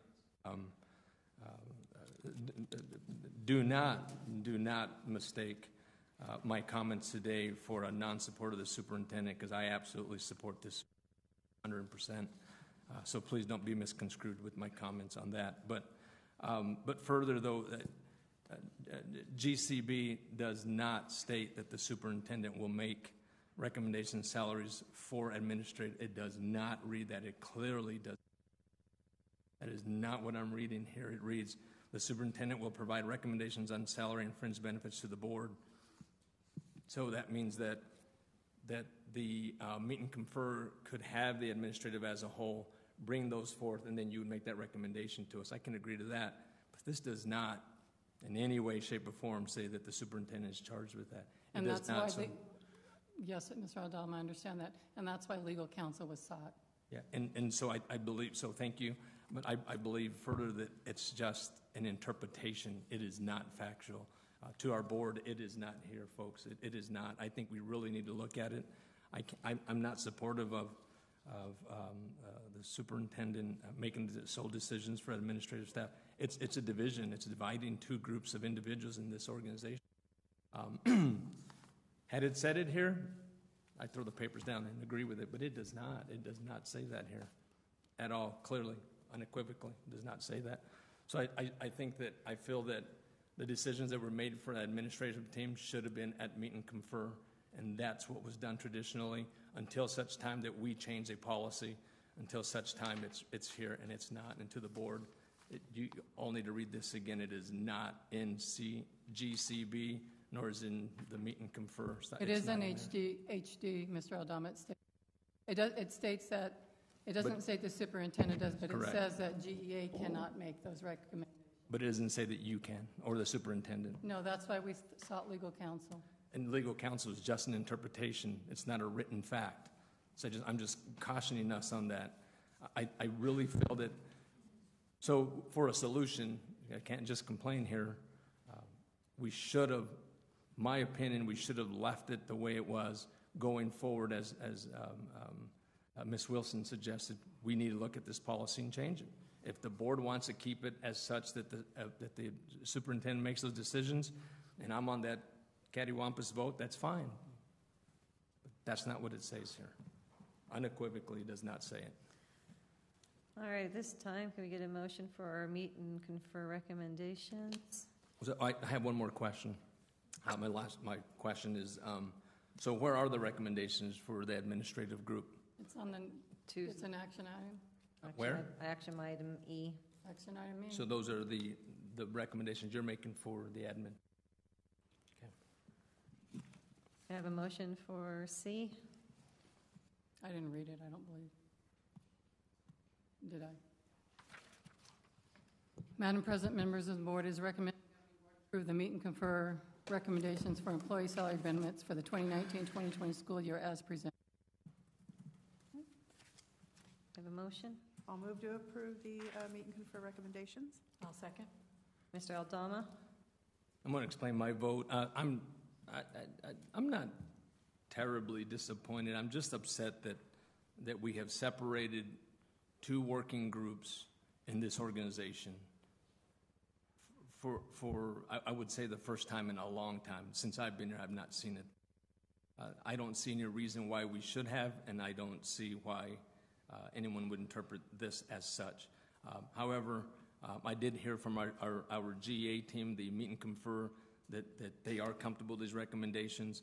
We still have another one to go, but I will vote aye on the recommendations. Ms. Wilson? Aye. Ms. Bartels? Aye. Chair votes aye. All right, we are on D, pay for performance. Ms. Scott-Jones? Yes, at this time, Madam President, members of the board, I will turn that over to Ms. Valadez for a presentation. Good evening again, Madam President, members of the board, and Superintendent Scott-Jones. Again, I have to just say it's truly been an honor in the position I have this year in Glendale, getting to work with the groups I've gotten to work with so far. The pay for performance was right there along with the meet and confer group. We had representatives from each site, so we had 18 representatives that we've asked those that could be here tonight. So if they would please stand as well, the pay for performance committee who are here. Thank you. I know we had a few others earlier. Again, this group, we met 7 different times from 4:15 to 6:15.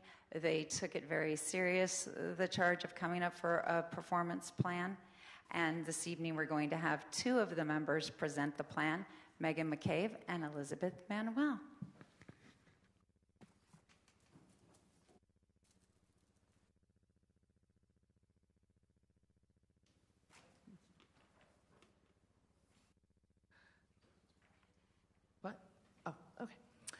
Madam President, members of the board, and Superintendent Sagata-Jones, tonight Elizabeth and I will be presenting the pay for performance plan to you.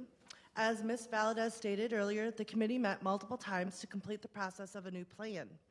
Through this process, we developed a plan that aligns to the state statute 15-977, which incorporates teacher evaluation, school data, and professional development and responsibility. The purpose of the Performance Pay Committee was to agree upon a new pay for performance plan based on teacher evaluation, school data, and professional development and responsibilities. The new breakdown for the plan is teacher evaluation will be comprised of 50%, school data 25%, and the professional development and responsibilities the other 25%. On the teacher evaluation, final classification, if highly effective or effective, you would receive 100%. If developing or in your first or second year in the district, you would receive 5%. If developing but in your third year and above in the district, you would receive 50%, and ineffective will receive 0.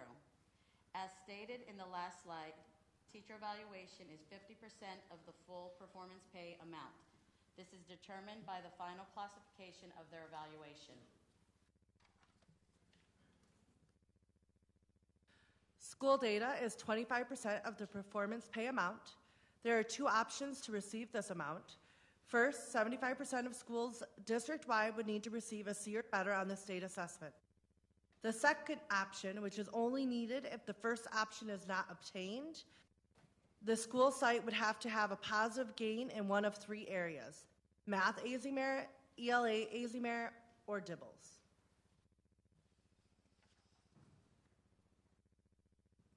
Professional development is 25% of the performance pay amount. There are two categories: professional development and professional responsibilities. To be eligible, you need to do both. The professional development category is 10 hours of unpaid professional development. Here were some of the options. The professional development hours can be completed between April 16, 2019 to April 14, 2020 for the 1920 professional development performance pay amount. The professional responsibilities is a choose one option and must be unpaid. Here are some examples.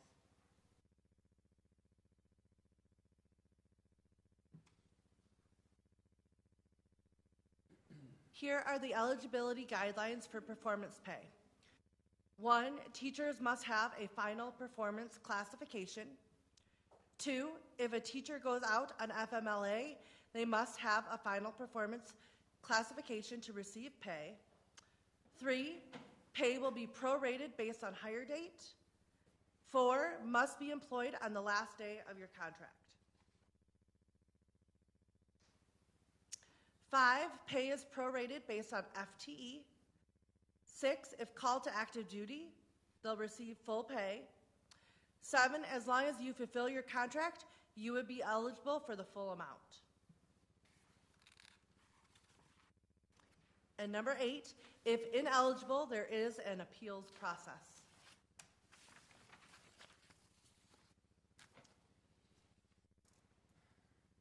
The appeals time is as follows. April 15th, paperwork due to principal on or before final classification. April 21st, notification of approval in written form from principal. May 1st, appeal paperwork to Human Resource Pay for Performance Committee. May 15th, final decision to employee following appeal in written form. The Appeals Committee is comprised of current members of the Performance Pay Committee. There would be a superintendent designee, school administrator, representative from grade bands listed below, 2 primary, 2 intermediate, 1 special education or special areas. Voting to determine the appeal decision is made by a majority vote and is final. For this 18-19 school year, only these 2 components will be used: teacher evaluation, final classification, and the school data. This is a slight change from the 17-18 school year. However, based on school data, we know all eligible teachers will receive 50% or the school data portion. This is an example of our voting ballot, which every school had to use to fill out. Oh, this is not our okay. Nope. Again, here are our committee members. We did have 1 from each site.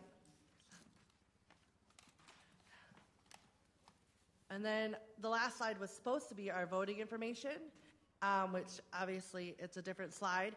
But voting was conducted prior to spring break on all campuses which they all had to hold a meeting where all teachers and achievement advisors or whoever is on a teacher's contract would have to vote. And of those people that voted, 75% of the people on teacher contracts that received performance pay and voted did say yes. And by state statute, we must require 70% or more. Do you have any questions? Well, thank you for the presentation, and I do have a question about part of this. So we had heard that some of the teaching staff was not happy about this unpaid portion of this pay for performance, but it's still passed. And so how was that also brought up in meet and confer? This also? So performance pay might have been discussed in meet and confer depending on the dollars amount of what we would receive. But the professional development and the professional responsibilities was a decision that the committee, which again comprised of a person from every site, added into the performance pay. So based on the state statute, there is a requirement that you have to have school data involved, you have to have the teacher classification, but then you also have to have another component, which is your professional development piece. And it has to align to what we're doing. And so when we discussed this piece, it was our first topic of discussion. We decided that the professional development, we were really looking at how many hours, and then what were we asking of people. And so we didn't just make a guess or assumption. We looked at other people's plans. We agreed as a committee. We get that people are working hard, but we also know that we're lifelong learners. And so this is another opportunity for us to get additional pay for the hours that we're putting in for that professional development opportunities. And so when you're talking about professional development opportunities, there is a big range from getting your board certification, which you can get extra pay for on top of that in our district, but also watching a webinar, which some costs nothing to participate in. Mm-hmm. So there's many different avenues of which you can earn this money. And then there's also, we left it kind of open with using others as mutually agreed to by your administrator and teacher. So again, if you're doing professional development based on a book study or something else, that might be an opportunity. And then we're also talking about professional development. You also have that professional responsibility that we as a professional in this organization need to also add in our own expertise of, again, coming to a board meeting and understanding what does our board do, observing a colleague and learning and having those interactions and collaborations. So again, we also did leave it open for us to have that piece where you talk with your principal and get that mutually agreed to by your administrator. But then to get the feedback. At the end, this is a first year. You vote on it. If you approve, we go through it, we get feedback, and we might make changes for the next year, but it all depends. And as a committee, we agreed that this is one of the best option out there. I have one more question then. So is this in alignment with the contracts that our teachers have signed? Are we, you're saying that it's unpaid, but is it in our contracts that they have to do this? For the wording in our contract? Madam President, board members, and Superintendent Sagata-Jones, the pay for performance plan is not a requirement. It is optional, and it's additional monies above the contract. Great, thank you. You're welcome. I do. Okay, Ms. Bartels. So just because you brought up a very critical point. State statute has some specifics in it that require, because otherwise it would be considered gifts of public funds, correct? Right. So, but I know years ago when, as a parent volunteering on some of the district committees, anybody that was regularly there easily hit that 10-hour, those couple of hours within a couple sessions. So. And it just really depends on what the decision is by the person. And so some committees you get paid for, so you could have the option of saying, no, I'm not going to get paid now, and choose it as your option for this. Okay. Or you could get paid now and then do a webinar that doesn't cost you anything, that is additional, and get paid extra funds. I'm glad you pointed that out. So I think it's really how you see it and and again, those were all discussions as a committee that we were coming to, because we're also looking at, okay, we know the workload is very heavy and we understand what teachers are expected to do and all that, but what is this state statute telling us to do? And that's the discussion that we had around this component. Because I know that has been a question every time we've had the performance pay plan come to us, because it is that trying to balance the extras. But even if somebody were to not do this portion, it's only 25% of that eligible money that they're potentially not. So based on the $2,500 that we would be receiving here, or the 30, if you would go with the 3,000, the lowest one for next year, they would only be receiving, it's $1,000 versus the other two, which was, or not less than $1,000 that they wouldn't be receiving. Okay. Now, again, think about that and the amount of hours that you're taking. So, and you have to look at, we also discussed what our old performance plan looked like and the amount of hours and the different things that we had to do for that, and how clear-cut this one.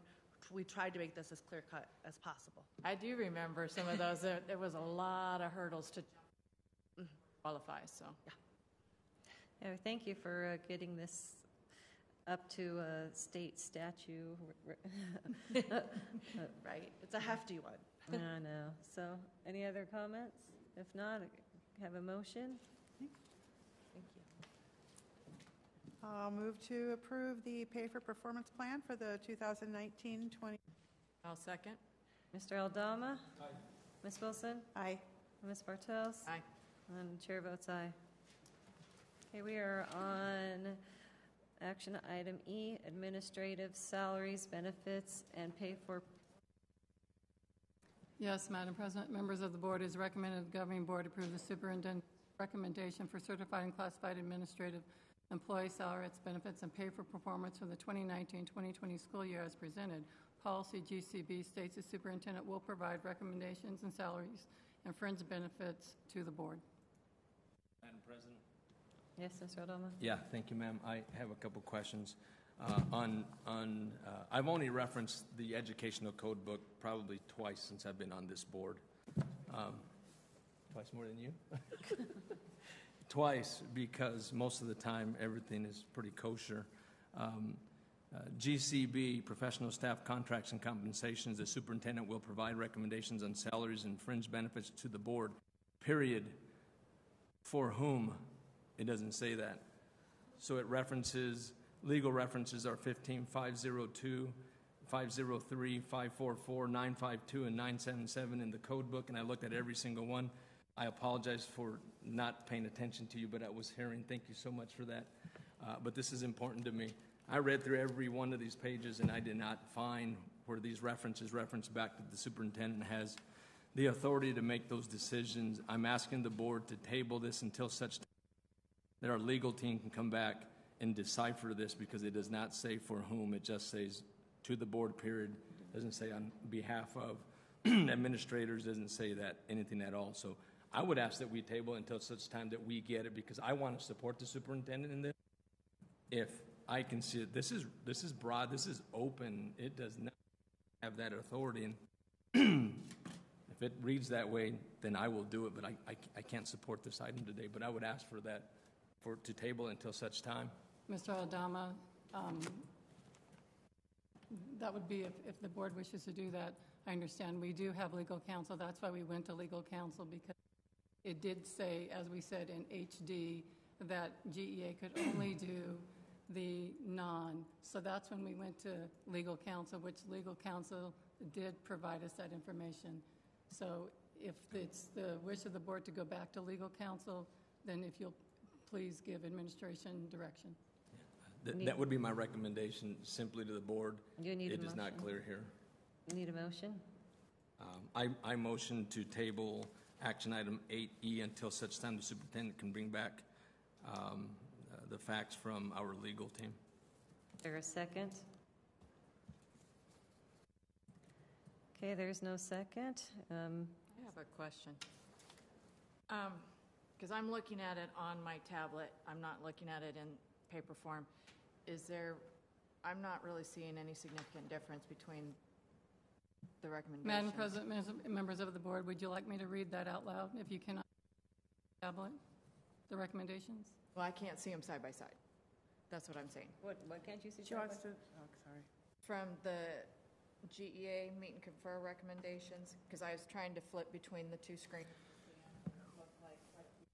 Are the exact same thing.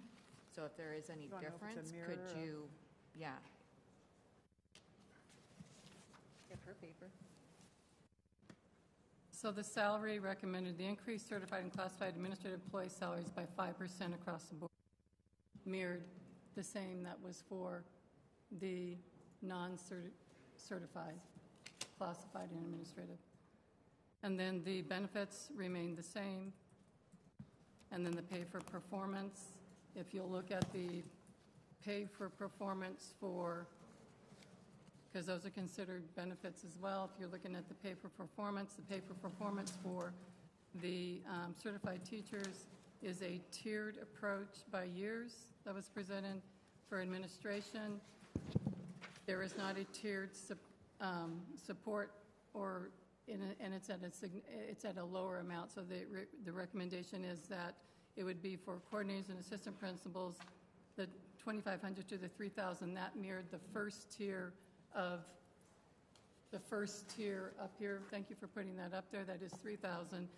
And then the next for directors, principals, and assistant superintendents, the increase from $5,000 to $5,500, which mirrors the one that mirrors, which one are we at there? That is the 53, and then the one above that would be the 5,000 to the 5,500 for those, because we gave everybody an increase of the 500. So that's how that was determined.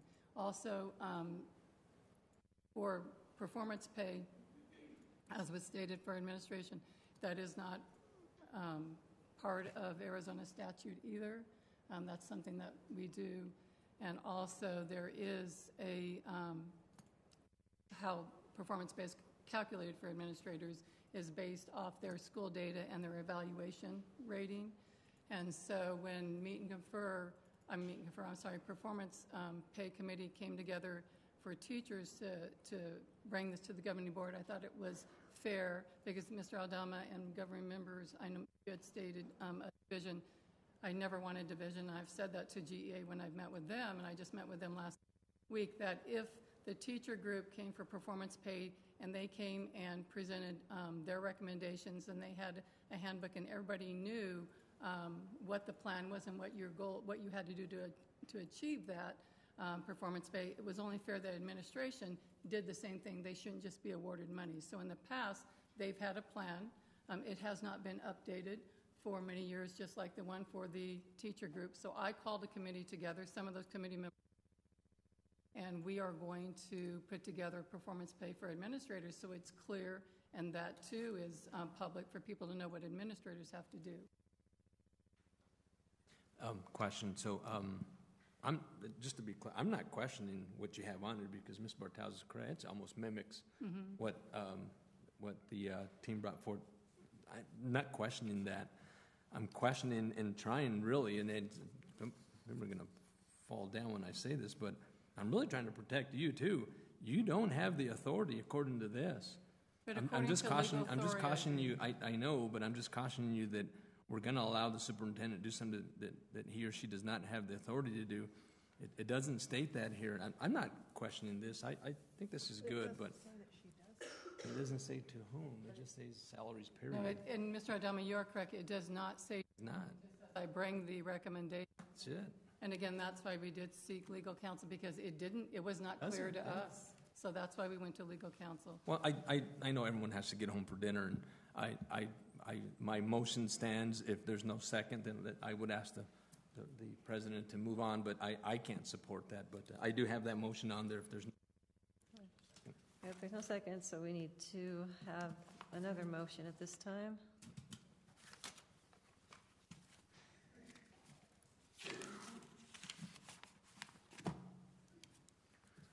I'll move to approve the administrative salaries, benefits, and pay for performance. Is there a second?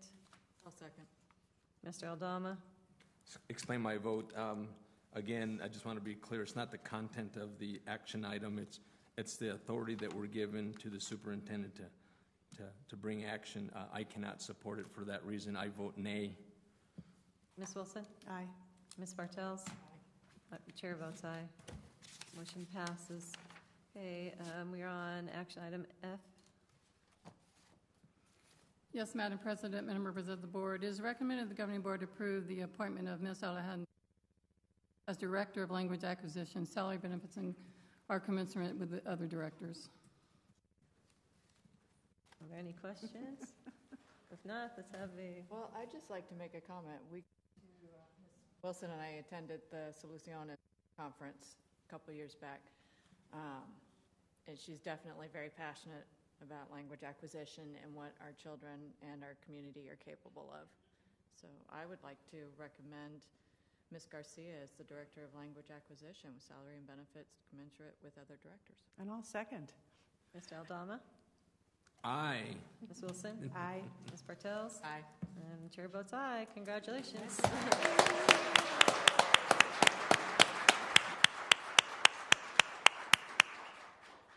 Speech? Boy, that smile went to a frown.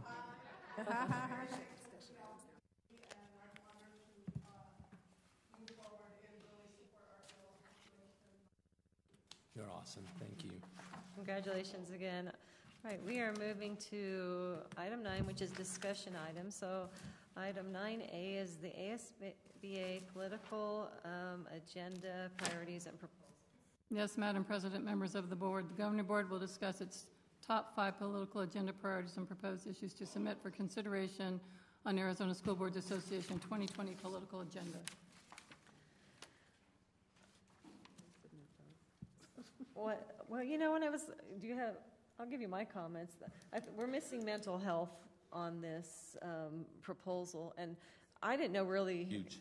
I didn't know if it says adequately and equity fund the district schools at least as the national median for pupil funding. So I didn't know if we should put it under there because there's a lot of items, that were listed in that section, or if we should just, put it as another section because, this year, legislation was passed, or the suicide, the dyslexia, I don't know if that one passed, or the eyeglasses, but there were 3 things that were passed where we're not getting extra funding. So I don't know if we want to, say we would like that put in that area, or if we just want to just send it, and you put it where you want. You put in items for consideration? Or, yeah. You want to just do that? That's what I saw was missing in this thing. Anyone else had anything else? I think, honestly, we need to include that information that we learned about when we had our representative here. That way they understand. For us, it is a huge impact in our community, but we know that mental health, we know that's statewide. And then I don't know if administration had any other comments that you thought that maybe we should, bring forward if you had looked at them. I mean, it's pretty inclusive in here. It's an inclusive list, and what we do support the mental health, and when we get to future agenda items, we'll discuss that. Okay. All right. So let's move on to Matt. What? Go ahead. We need to act on it? Oh, well, yeah. Let's have a motion since it's action. Oh, it's not? No. Oh, it's not? Oh, okay. So we'll bring it back then at our, okay. Ms. Powell's wordsmithing. Madam President, if I may, we need to go back to the item 6K that was tabled earlier. All right. Let's go back to item K. Go ahead, man. Madam President, members of the board, Board Member Aldama, the question was how many folks are enrolled in the PPO. We have 489 folks enrolled in that. We have 500 enrolled in the HSA/HDHP, and then we have 42 folks enrolled in the HSA/HDHP Navigate plan. You're getting off easy because I just don't remember where I was going, so you took a long time on purpose. At the end of the day, I'm just not real supportive of the increase. It really saddens me that some of our employees have medical issues that they need to go out of network because they just don't offer an in-network, and those costs are going up for them. But I really did. I made some notes, and I really lost my place.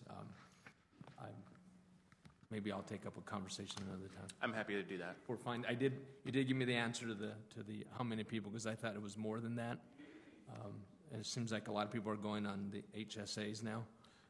Madam President, members of the board, that's really, you're seeing a migration. I think that number has increased over the last several years, and I think to the credit of the HR folks, Davita and Jody and all of them, providing a little bit more knowledge, because at the end of the day, the whole goal of this really is to provide more information to our employees so that they're better consumers of their insurance, and that really is the goal in an attempt to move us in that direction. And so, I think to the point that Mrs. Wilson made earlier, the trust board took, I think this is important to understand, Meet and Confer did a survey early on as they began their process. That survey was then shared with the trust board on what they would like to see with medical benefits. And one of the conversations that we had was that the trust board does have a responsibility to find the right balance of hearing the stakeholders on what that insurance might look like, but also they have a statutory responsibility to ensure that that self-insurance program is solvent. And so I think there was some robust conversation about what that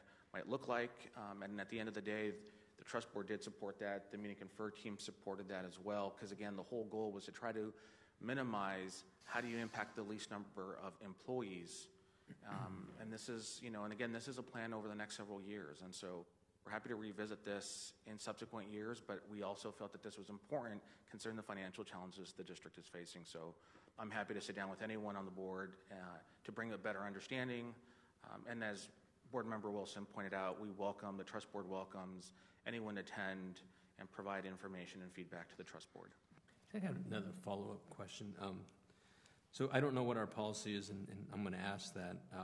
For those who go into HSA, is our policy as such that you can't return back to the traditional PPO? Madam President, members of the board, I believe the short answer, yes. I believe that occurred a year or two ago. Yeah. But if you also look at in the recommendation, the trust board also took into consideration the recommendation of Meet and Confer.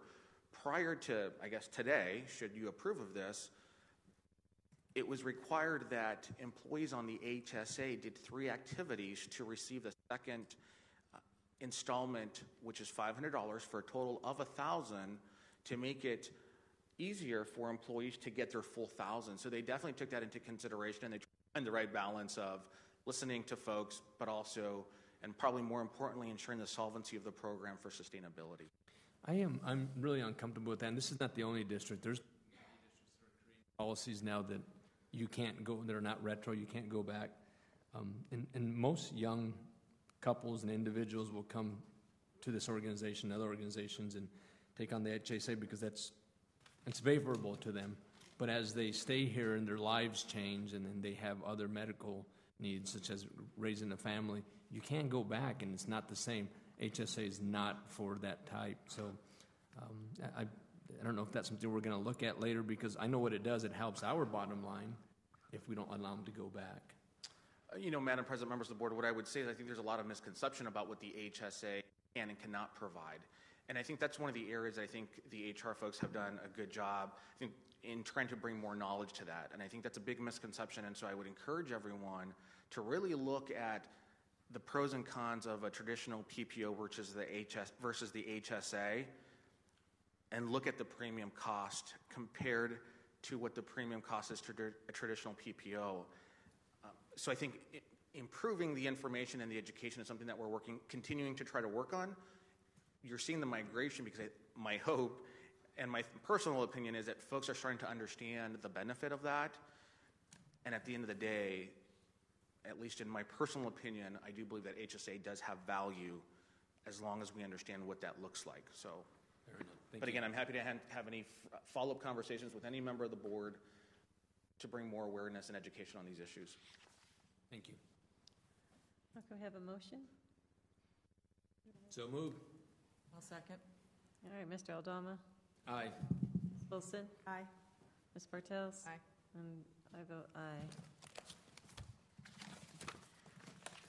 Now we're going to go to discussion item 9B, which is the NSBA annual conference. If we could just bring up just a couple of the points that we really gained from the conference to share with our fellow board members. So, Ms. Wilson, how about we start with you? Okay. Well, first of all, Philadelphia is amazing. It's an amazing. Anybody here from Philadelphia besides Mr. Cummings? Anyway, the conferences are good that they offer a chance for us to see what other districts are doing in other states. And so there was just one that I went to that was interesting. It was just the board self-assessment, and it just went over 5 standards of governance, expectations, conditions, accountability, and community. And I would be happy to share that with the rest of the board. It might be some things that we can incorporate. One thing I took away from that is an exit ticket every time we have a board meeting, where the board can just make a comment on how well it went, and maybe there were some concerns and or maybe some good things, and that's something that can be compiled to form another assessment. So it was I enjoyed it. There was a lot there. Okay, Ms. Bartels. Well, I attended the pre-conference. It's not just what you do, it's how you do it. And some of it was reminders of different trainings that I've had in different areas, different places. But one of the critical things was that we as a governance team, board members and the administrators, everybody actually, we need to be asking the right questions. Are any of the choices that we make, are they going to have unintended consequences and that? But also to, as a reminder to connect agenda items to our strategic plan and our policies. It makes us more aware and keeps it more relevant for us as a board.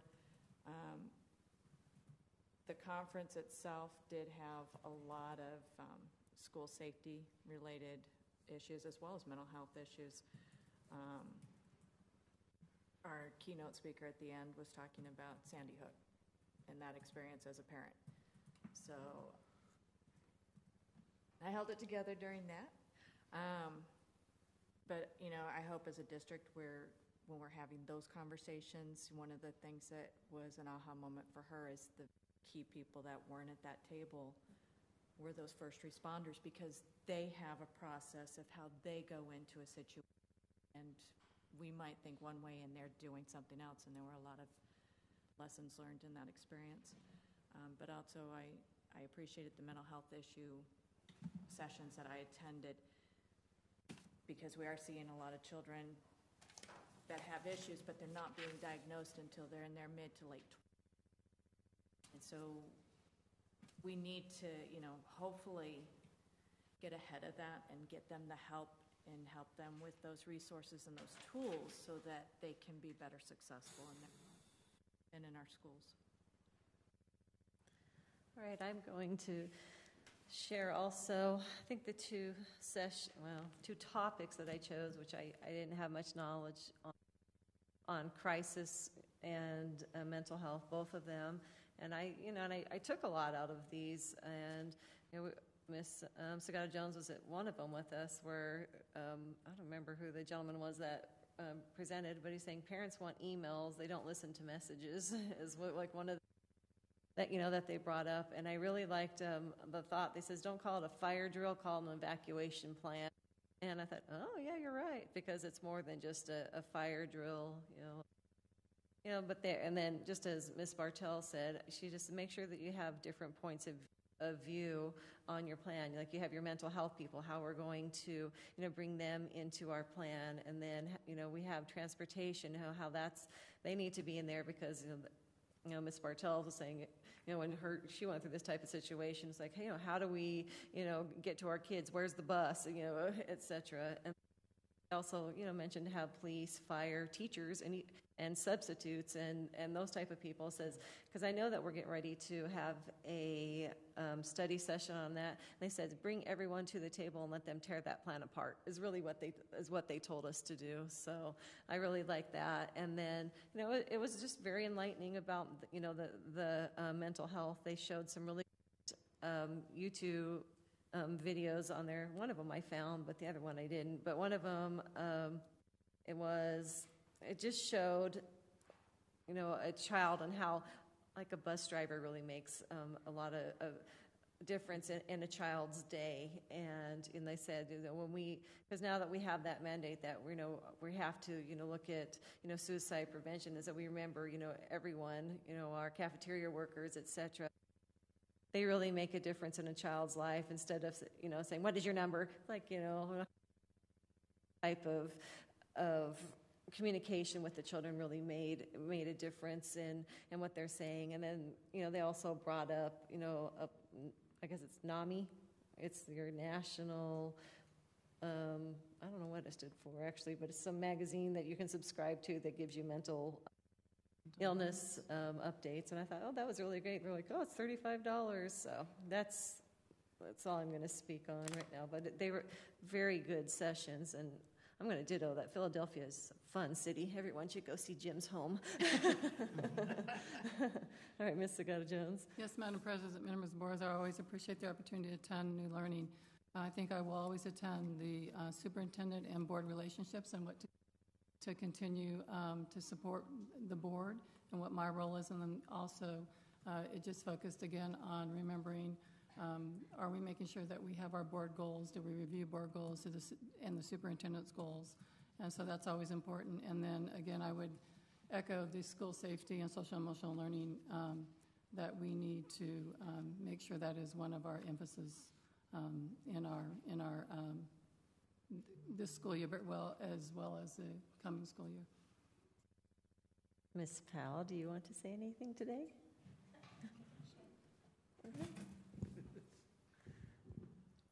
So first of all, thank you to the governing and Ms. Sagata-Jones for the opportunity to attend that conference. It's always very informative, and Philadelphia was a very beautiful city. The one session that really stood out to me was when I attended with Ms. Wilson regarding district branding.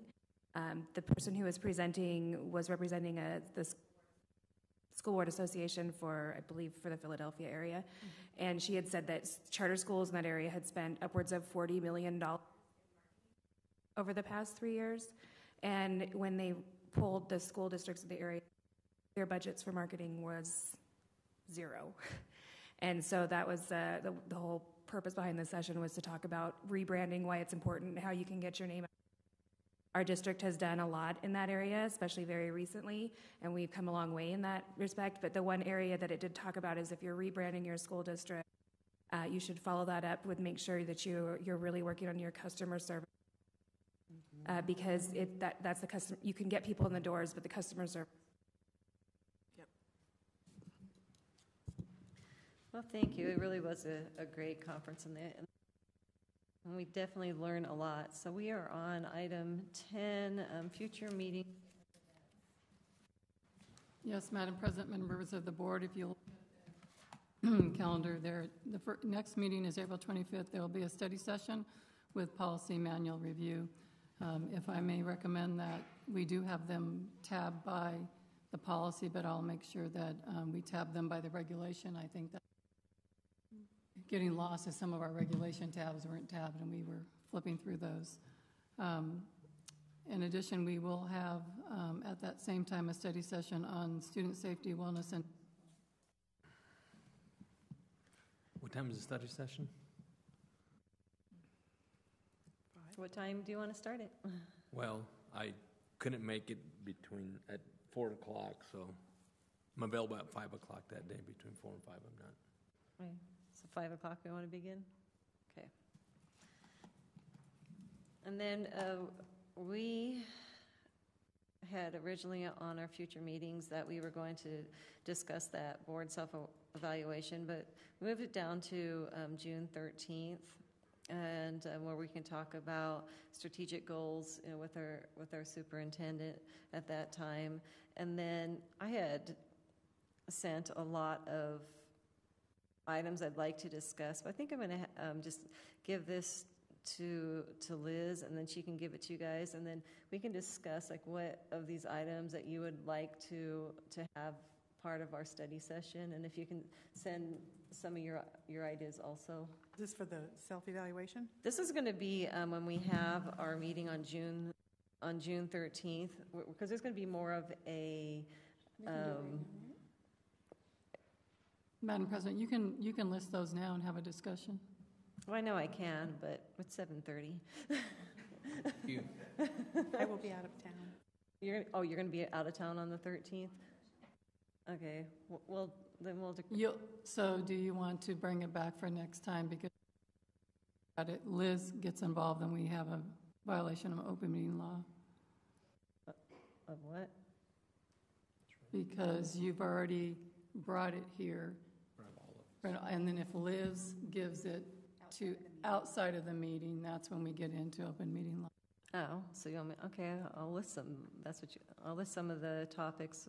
We're already going to. Was mental health was part of it, and then go over again our board norms, and then discuss the strategic plan and set goals for upcoming year.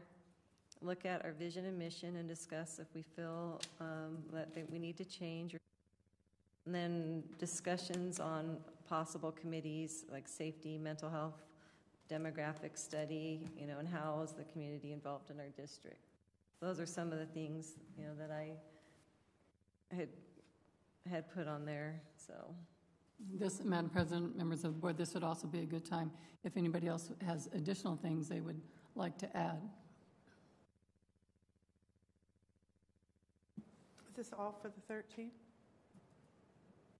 It was going to be. You want to do all that on the 13th? Jeez. Can we cut them in half? Well, some of them are really short, you know. At least I think they are. I mean, because it says here self-evaluations. Well, we were going to bring back what we had done, because we had originally, when we had done a board self-evaluation, we said we would bring it back in April, and then we would discuss it, and that we would talk about our strategic plans. But then what happened is, you know, they're so busy with administration at this time. It's not a really good time for them to, you know, sit down and have a lengthy meeting, and asked if we could do it in you know, when they're not, you know, crunched with all this end of school things. So, I mean, do we need to move it? I mean, school's out on the 23rd. I mean, we can discuss that. Since you're not going to be here on the 23rd, or we just go with the 13th? But at some point, we have to have a lengthy discussion about some items. Well, if you do it on the 13th, I won't be here. What? I know. The June 13th, you're not here? No. Okay. So what about the 23rd? You just split them? I mean, are they that? I mean, you got board norms, but we already have them. I don't know what we want to change, but. Well, no, I just want to look at them. We haven't looked at them, and. Every day I look at them. Well, not every day, but They're right here. every time I'm here, I look and read them. That's one of the things, you know, that in our conferences, they look over them, and so. So this is June 23rd? June 13th. June 3rd.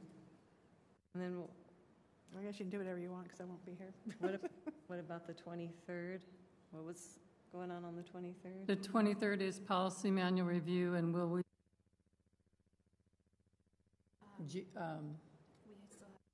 We have G left, yeah. Or no, a J. J, yeah, G, E, and J.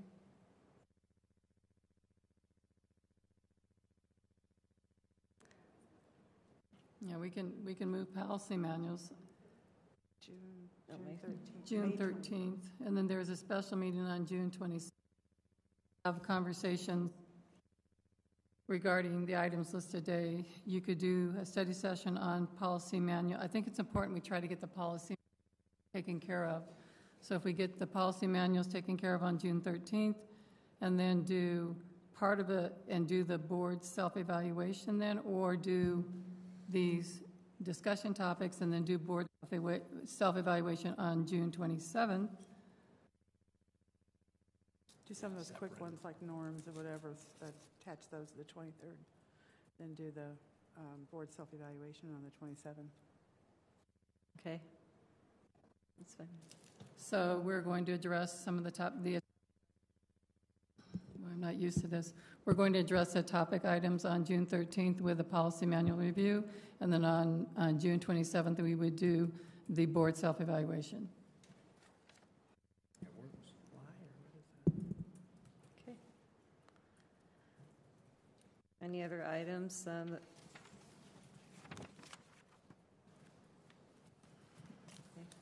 Well, hearing none, we're going to go to summary of current events. Jones. Yes, Madam President, members of the board. We just received this notification, and I'd like to read that. Congratulations, your worksite meets the Healthy Arizona Worksite Gold Award criteria. All awardees will be recognized at the Healthy Arizona Worksite Annual Event on May 1st, 2019. The Healthy Arizona Worksite Award recognizes businesses that are making efforts to positively affect the health employees, their families, and their community through evidence-based website health initiatives and promising programs. Glendale Elementary School District will be recognized by the Arizona Department of Health Services for all your efforts. Your worksite will also be featured in statewide communications on the Healthy Arizona website, Healthy Arizona Worksite Program website. Congratulations for your commitment to improving the health of your organization and the people you work with. In addition, I've done this in the weekly memo, but I'd like to publicly thank again Elizabeth and Megan for their presentation on pay for performance, as well as the entire pay for performance committee. And again, I'd like to publicly recognize the Meet and Confer team for the work that they've done, and also for Matt and Andrea for your presentation this evening. Thank you. All right, well, we're moving on to our governing board report. Mr. Aldama? None at this time. Ms. Wilson? I can't believe I'm the first to actually mention something. But just want to thank all the band teachers out there for a great honor band performance yesterday. It was they were just as good as any high school. They were fabulous. They really were, and I really enjoyed hearing them and looking at the excitement that they had. Also, the Apollo Jazz Band was fabulous. And it was really a nice evening, so congratulations to all the band teachers out there and the students, and of course, their parents. I just want to mention one thing about how, again, lack of funding for education is disturbing. And we have a lot of bad actors in the legislature.